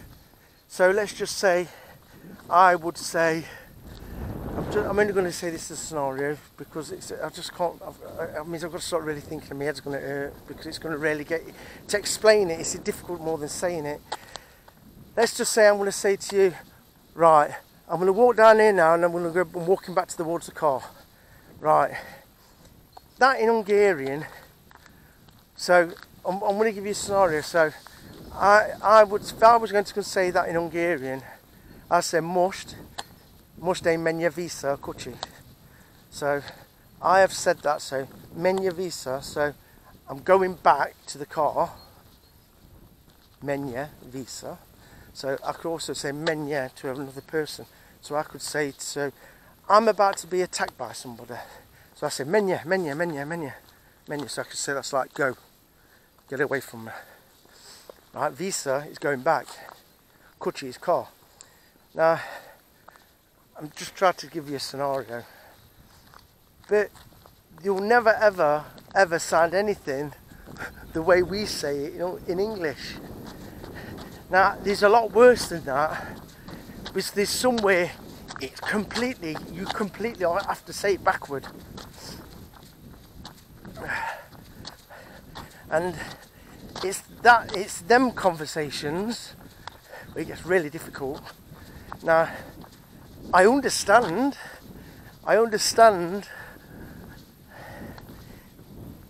more than actually having to say it. So, yeah, I'm fine. I can live day to day, be on my own, I'm fine. So yeah, I am going to say, sticking my neck out here, but I would probably say to say that I've come here, been living in England, I would definitely say I'm 70%. I would definitely say I'm 70% because I can talk to a lot of people. I can go in shops, I can do everything, I can ask for things, I can do everything. I've not really had anybody. It has happened, but I think a lot of it really depends on my mood and how stressed I am. Because what I have realised, when I'm stressed out and I start talking fast, like now I'm talking relaxed, when I start talking fast, that's when they struggle. So I've realised now, relax a little bit, talk normal, like I'm talking English now, where I'm relaxed and normal. Not, fuck's sake, Jesus Christ, fucking I'm stressed out. Now you imagine, it's bad enough talking British, because when I'm stressed, yeah, I do stutter when I'm stressed out. But I'm not naturally a stutter, so I don't ever start saying I'm a stutter rapper, because I'm not. Because if you notice, I haven't really stuttered. It depends how stressed I am and how worked up I am and how angry I am. So I start to repeat things. So no, I'm intelligent. But what I'm trying to say to you is, that is my biggest downfall. You have to be careful. I mean, the Hungarian language is really difficult anyway. It's not even a language. I mean, I've spoke to British people here who have got, a bit like me, got Hungarian girlfriends, or they have, but no family. They've got no family Hungarian, and they know the odd word. And I've said to them, "Do you know any Hungarian then?" And they'll say, "Oh, she knows British. She knows how to speak English." So straight away, they don't really want to learn. But then they will say, one chap, an elderly chap who's in his 60s, his 70s, he said to me, I met him at a garden centre. They actually had a place near Miskolc Polsa where I did that video. And he loved it. He was a businessman actually. He had a business in England. And he said he does know the odd Hungarian word. And he did say a couple of words in Hungarian. And I must admit, he did say it correctly. And it was quite weird for me really to hear a full-on English person speaking a couple of the Hungarian words. But he said, that is probably like the most I can do. I just know the odd word. But he says it's not important for him to learn the language. But he said he doesn't deliberately shy away from it. It's just because she speaks full English, he says we tend to speak English in the house more than Hungarian.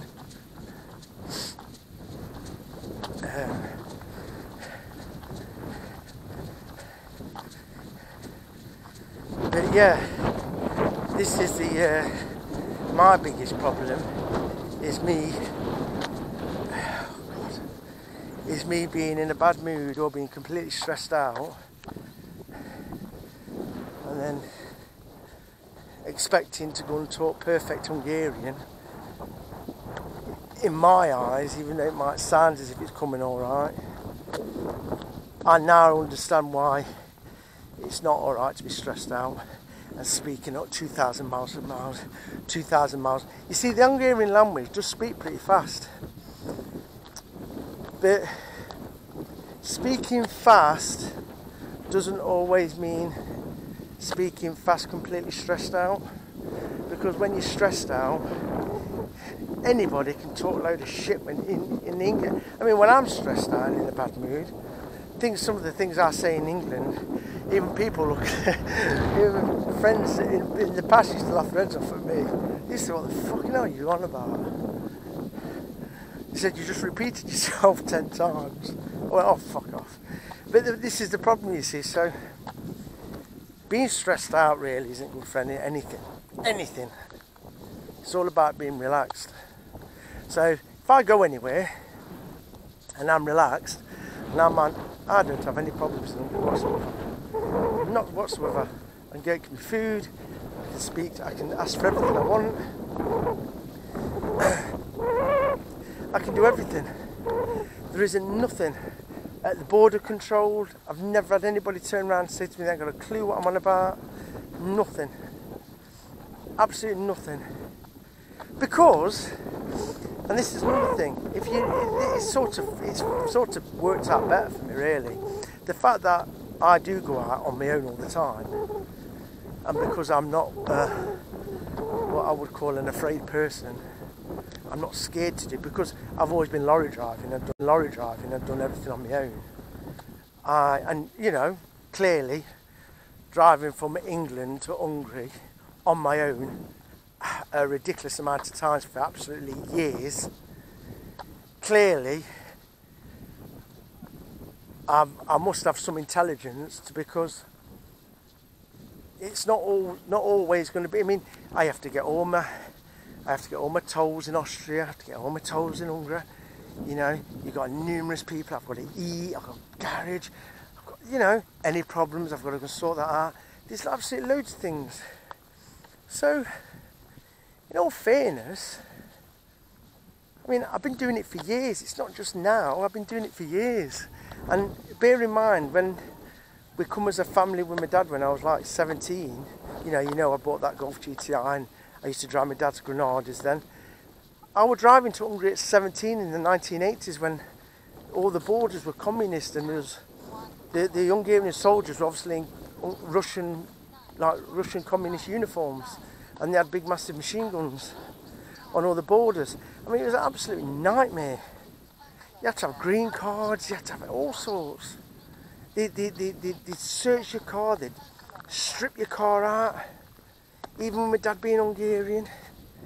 In fact, then I would say that Hungarian national people like my dad will find now, coming to Hungary, he'd think it was fantastic.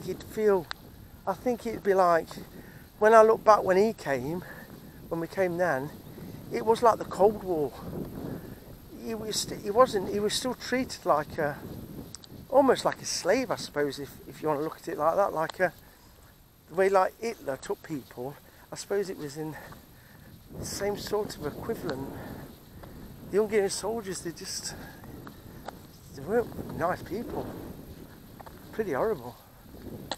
I mean, my dad used to get his nervous cough on because he used to always think he was going to end up getting arrested. But did he fall out with some German people at the borders all the time?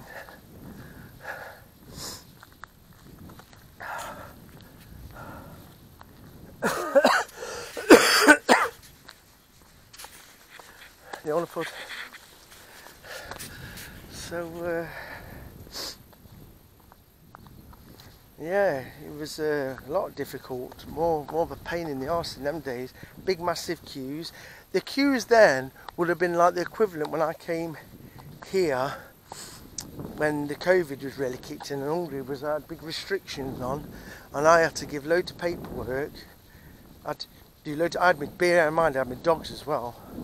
My dogs nearly bit that army soldier or police officer's face off when he put his head in my car, but he was fine, but he laughed. I said, "Oh, sorry, I didn't tell you." I said, "Sorry." I said, "I forgot to tell you there's 2 dogs in the back." Well, obviously, when I put the side window down, Hunter, Ed jumped to protect me, went straight, lunged out the window. Although we had one of those seatbelt harnesses, that's the only thing what actually stopped him. So yeah, they needed.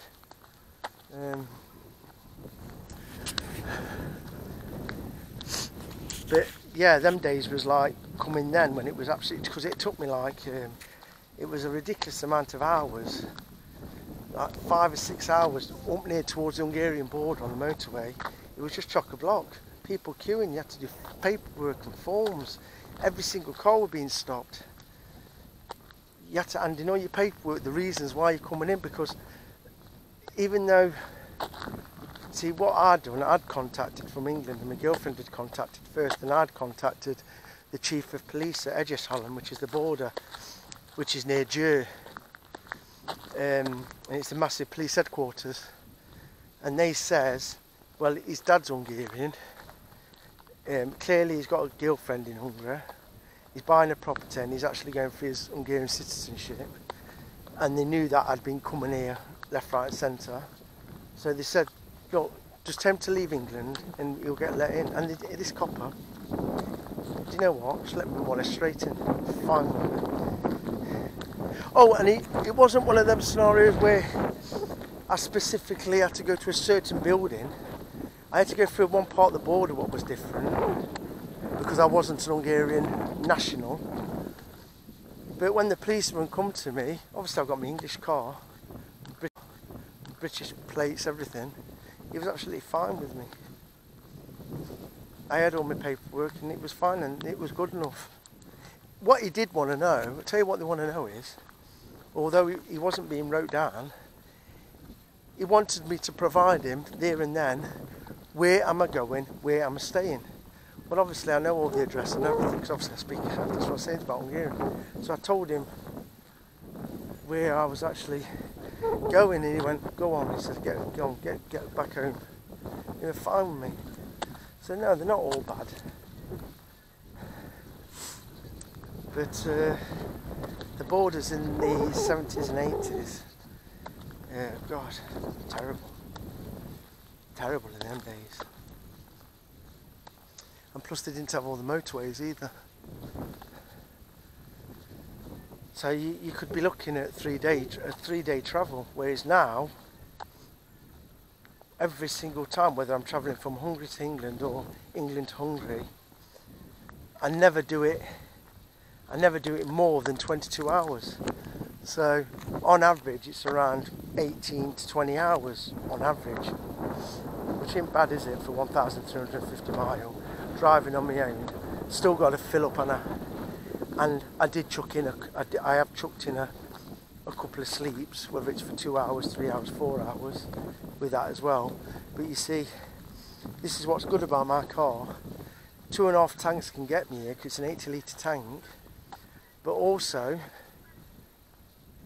especially in summer when the weather's fine, it never ever drops below 40 miles to the gallon, whereas wintertime with any vehicle will drink more fuel because the fuel's cold when it's going through the system, when it goes to the injectors and things. So even me doing 140 mile an hour, 150 mile an hour, 120 at different speeds, my average speed was always around, I never ever dropped below 80, but I'm probably more around 90, 100 mile an hour. And then there were spells where I would go up to 130, 140, 150 when I really wanted to put my foot down. But the fuel was just so good on my car, so I like best of both worlds, really. So I loved it.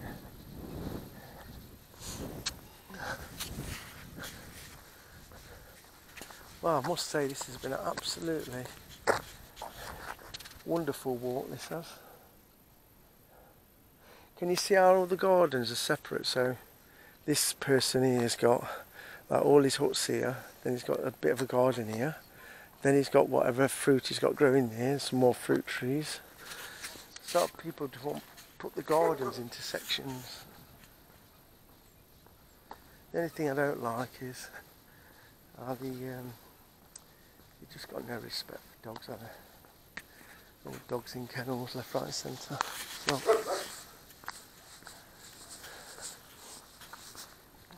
got all that room and the German Shepherd's in that fucking little kennel. This is what I'm saying here, right? You're never ever going to have the mentality of England. And no, and I'm not saying that Hungary's the only ones who's probably cruel with animals. Every country is. The problem is, you don't really go to England and see dogs chained up in gardens. And another thing you don't see also, it's not normal to see dogs running all over the streets, whereas here, dogs are running all over the streets. And also, if a dog gets killed in England, and it's at the side of the road, it gets cleaned up. Whereas here, police don't do anything. They just leave the animal dead, because that just proves to you they've got no respect for the animal at all.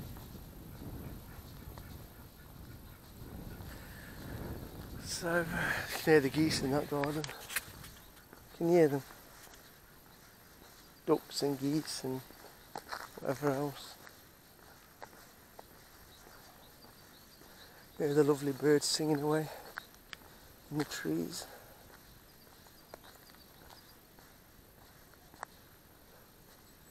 All this here, brown there, it's all sweet corn, was sweet corn.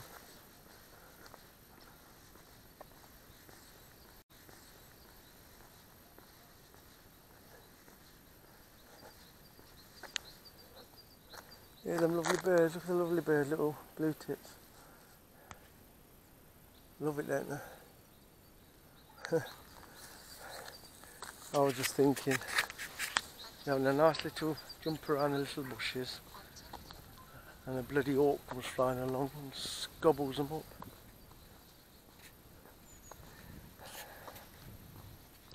Well, I've done a lot of walking today than running, but I've enjoyed it because it doesn't matter what speed I've got here. I've got out the house, I've circulated the blood on my legs, I've done some running, I've done a lot of walking. Do you know what? I think I've had to take it in how nice it is today. How lovely the weather is, and I've really enjoyed the walk. This peaceful walk. It's really made me clear my head. It's absolutely, it's been lovely weather. Really has. You see, look, it just said my average pace is 10 minutes. But I'm not going to look at that. I'm going to look at it that I've done some distance. Don't matter whether I walked or run. I don't care. Of course you burn more calories when you run. But I'm not exactly a professional, am I? But I just really enjoyed the walk. It's been lovely. Somebody's burning.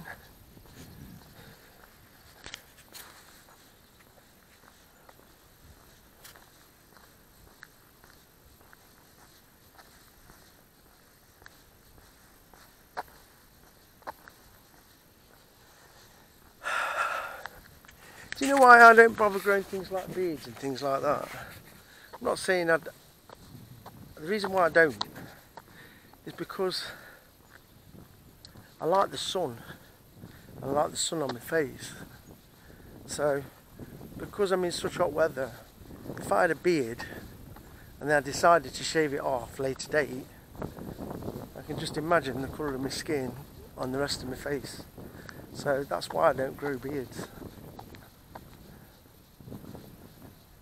She's relaxing over there, that old lady with a little doggy near the water.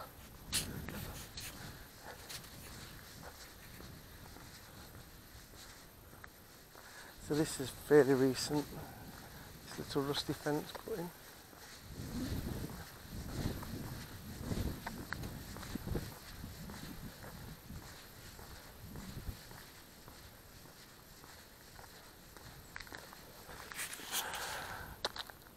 She's probably thinking, what's he pointing at?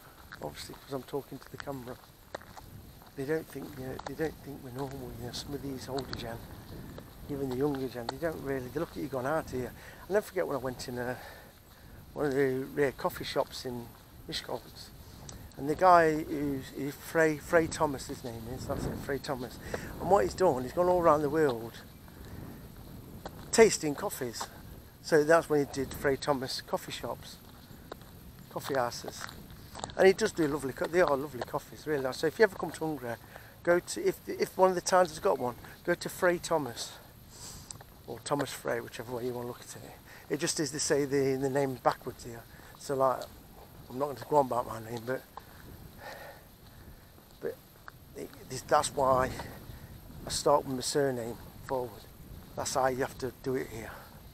Because they get confused, They do. So if I was to say to somebody, what's my name? I'm not going to say Attila Arpad, blah, blah, blah. They'll go, what? Because they know that's not it. They say, no, what's your name? So then I'd have to put my surname first. So some other countries will relate to what I'm on about because it's how they pronounce the names.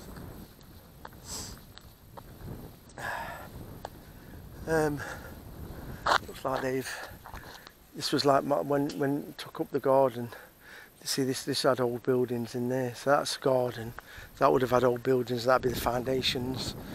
So that was really how it was like in the garden, what we've got now, where they had the old buildings. They weren't as much as that, but there was some massive concrete because there was the footings of the old houses. Oh, excuse me. I've actually got like a ache in the middle of my back. But yeah, I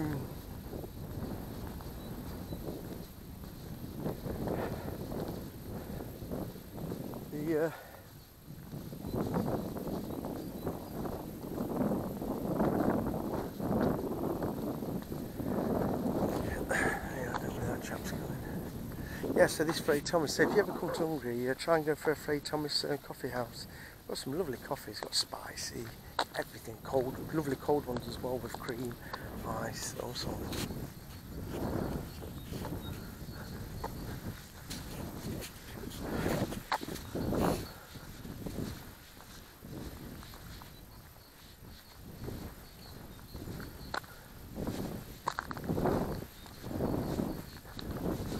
You want to put? Ez nagyon szép idő. Ez egyforma te tavasz, nem? Igen. Ez nagyon szép. Én is ide jövök a mércéhez horgászni. Igen? Persze, dobom be mindjárt. Igen. Csártról eljövök busszal, azt visszamegyek busszal. Igen. Ez egy próbálkozás. I've just jön most futni plusz séta, te Tiszatálián. Ez nagyon szép. Szép? Ez nagyon szép idő. Igen, de honnét van? Tarjánból? Nem, én mezőcsát.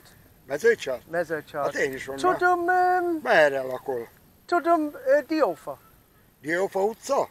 Tudom the család. Tudom, hol a Diófa. Yeah, but te tudom the család. Nem értem. The család, Erzsika, the line, tudom régi, a kocsma, Diófa. Kocsma, persze. The line. Volt egy lánya. The line ain't bad. Te vagy a férje? Nem férje, én apu, tudom anyádi út.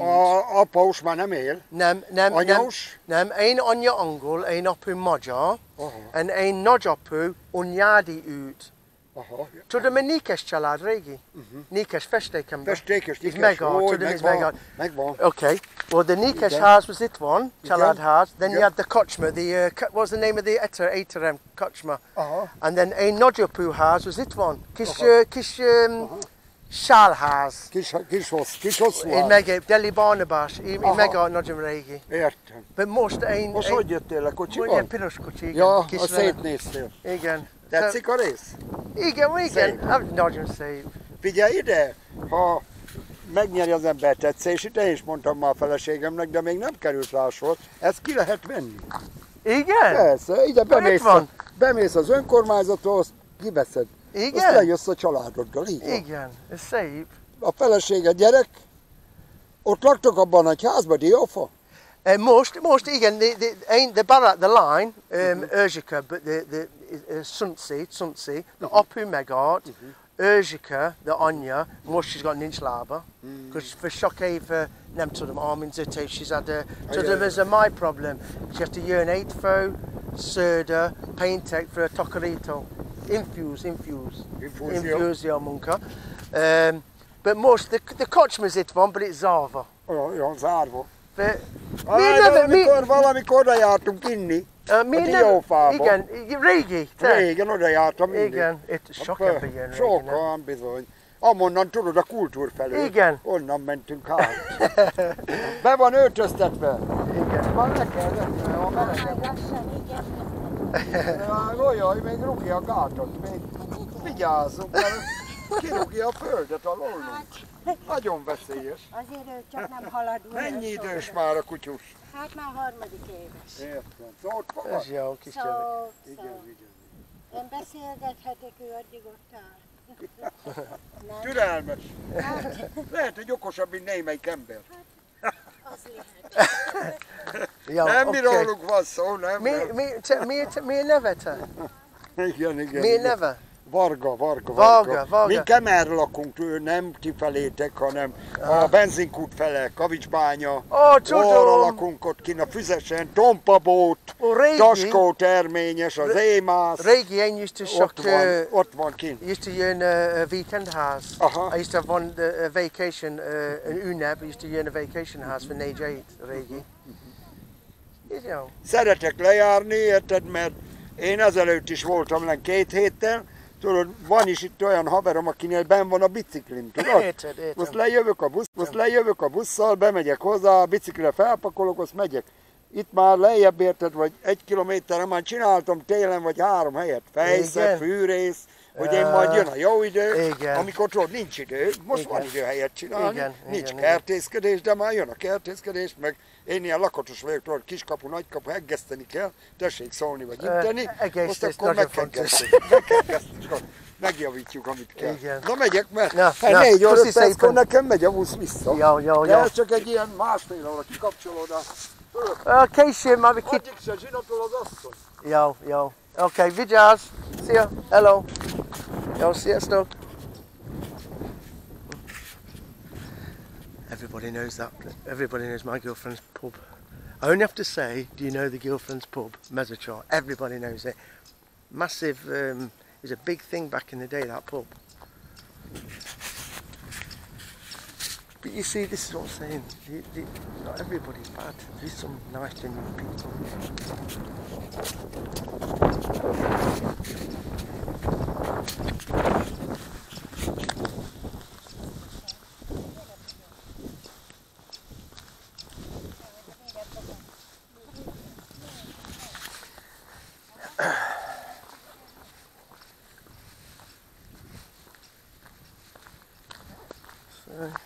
Oh, they're them grey things you see there.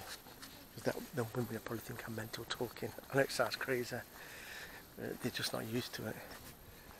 They're the turn, well, obviously what make it move, what grab the water. Like you have oars on a boat. You know what I mean, don't you? They're the wheels what push the water. So back to the car. That bloke's going to do a little bit of fishing. I'm not massive fisher, you know, I just don't like fishing. I just find it cruel. Yeah, I remember a time when people used to say, well, they don't feel the fishing hooks. I don't, and then I think now they actually say that they do feel the fishing hooks.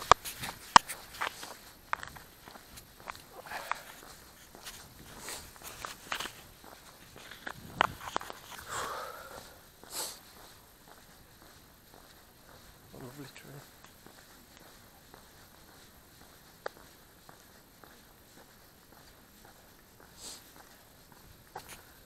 Right. Oh, before I get in the car, I think, let's see how, didn't turn my thingy off, did I? Although it's automatically stopped. Let's see what I've done. Right, there you go. 10 kilometres. So it's took 1 hour 57 minutes. Bear in mind I've done a lot of walking, haven't I? Ignore this t-shirt. It's actually, I didn't realise you could see it, to be honest with you. I'm going to stop it anyway. This is like a pyjama t-shirt, it's just one of my old t-shirts. Because when I came out, anyway, let's quickly tell you, I've actually done 10.95 kilometres, so not far off 11. 1 hour 57 minutes. 1 hour 57 minutes and 36 seconds, and I've done 10.4 kilometres per 10.4 minutes per kilometre. So save the activity. So there you go. I've nearly done 11 kilometres. I know that I've done a lot of walking, but you can't knock it, can you? And this is what I'm saying to you. This is what everybody needs to do. They need to get out of the house, get that fresh air. The dogs you can hear barking is because the old lady's walking the little dog. This is what I'm saying to you. Walking dogs in Hungary is not a good thing because of that.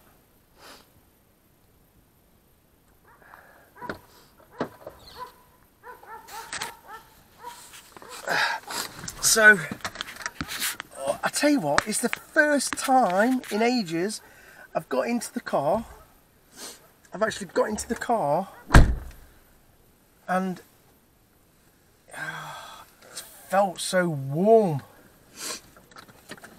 Oh, it feels absolutely, do you know, it feels almost like, oh, summer's morning in the car, it's so warm.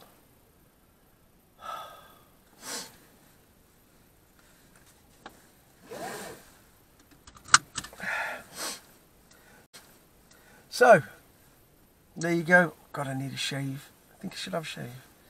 So,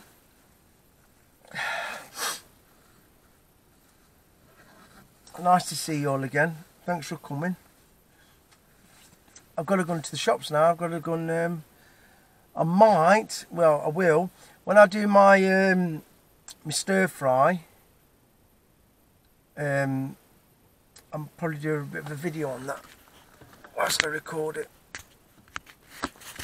Right, so what I'm going to do is for the sake of the camera now, right now. Leave that recording.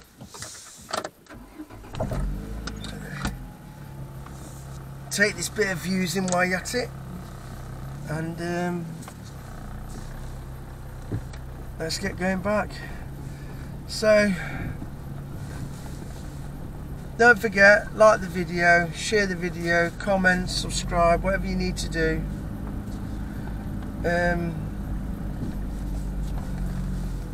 I know that obviously I've been ill, so it takes a bit to get back into it, you know, especially, and God, I can't believe that old lady's all the way down there with that, where you can see that bicycle. You're probably not picking it up on the camera. I'll tell you what, they've got some energy, if they're all the way down there. See, a little pub here's open. I'll tell you what I do miss, and I think maybe I should have the odd beer. I think it might do me good to have the odd beer. I'm not on about getting drunk, but I do think that maybe having the odd beer would probably chill me out a little bit. But I don't really want to drink, because obviously you got to think of the sugar and weight. But I think I should not worry too much about the odd beer. Be sensible. I mean, I tell you what I did used to have. I used to have like a shandy. I used to enjoy a shandy.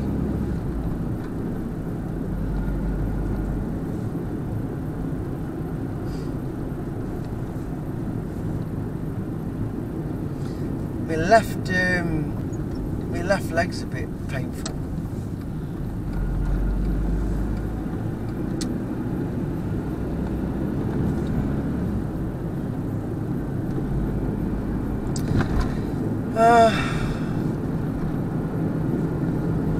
Looking forward to getting to the other property. It's going to be completely, absolutely amazing, you know, in Tolna wine region, because the best thing about it is I'm so near the Balaton, Budapest, and everywhere, some lovely cities. It's also new for me, because it's going to be places where I've never been before, whereas I've been all over Borshood. So it's going to be even a better experience for me, and it's going to be good for the YouTube channel as well.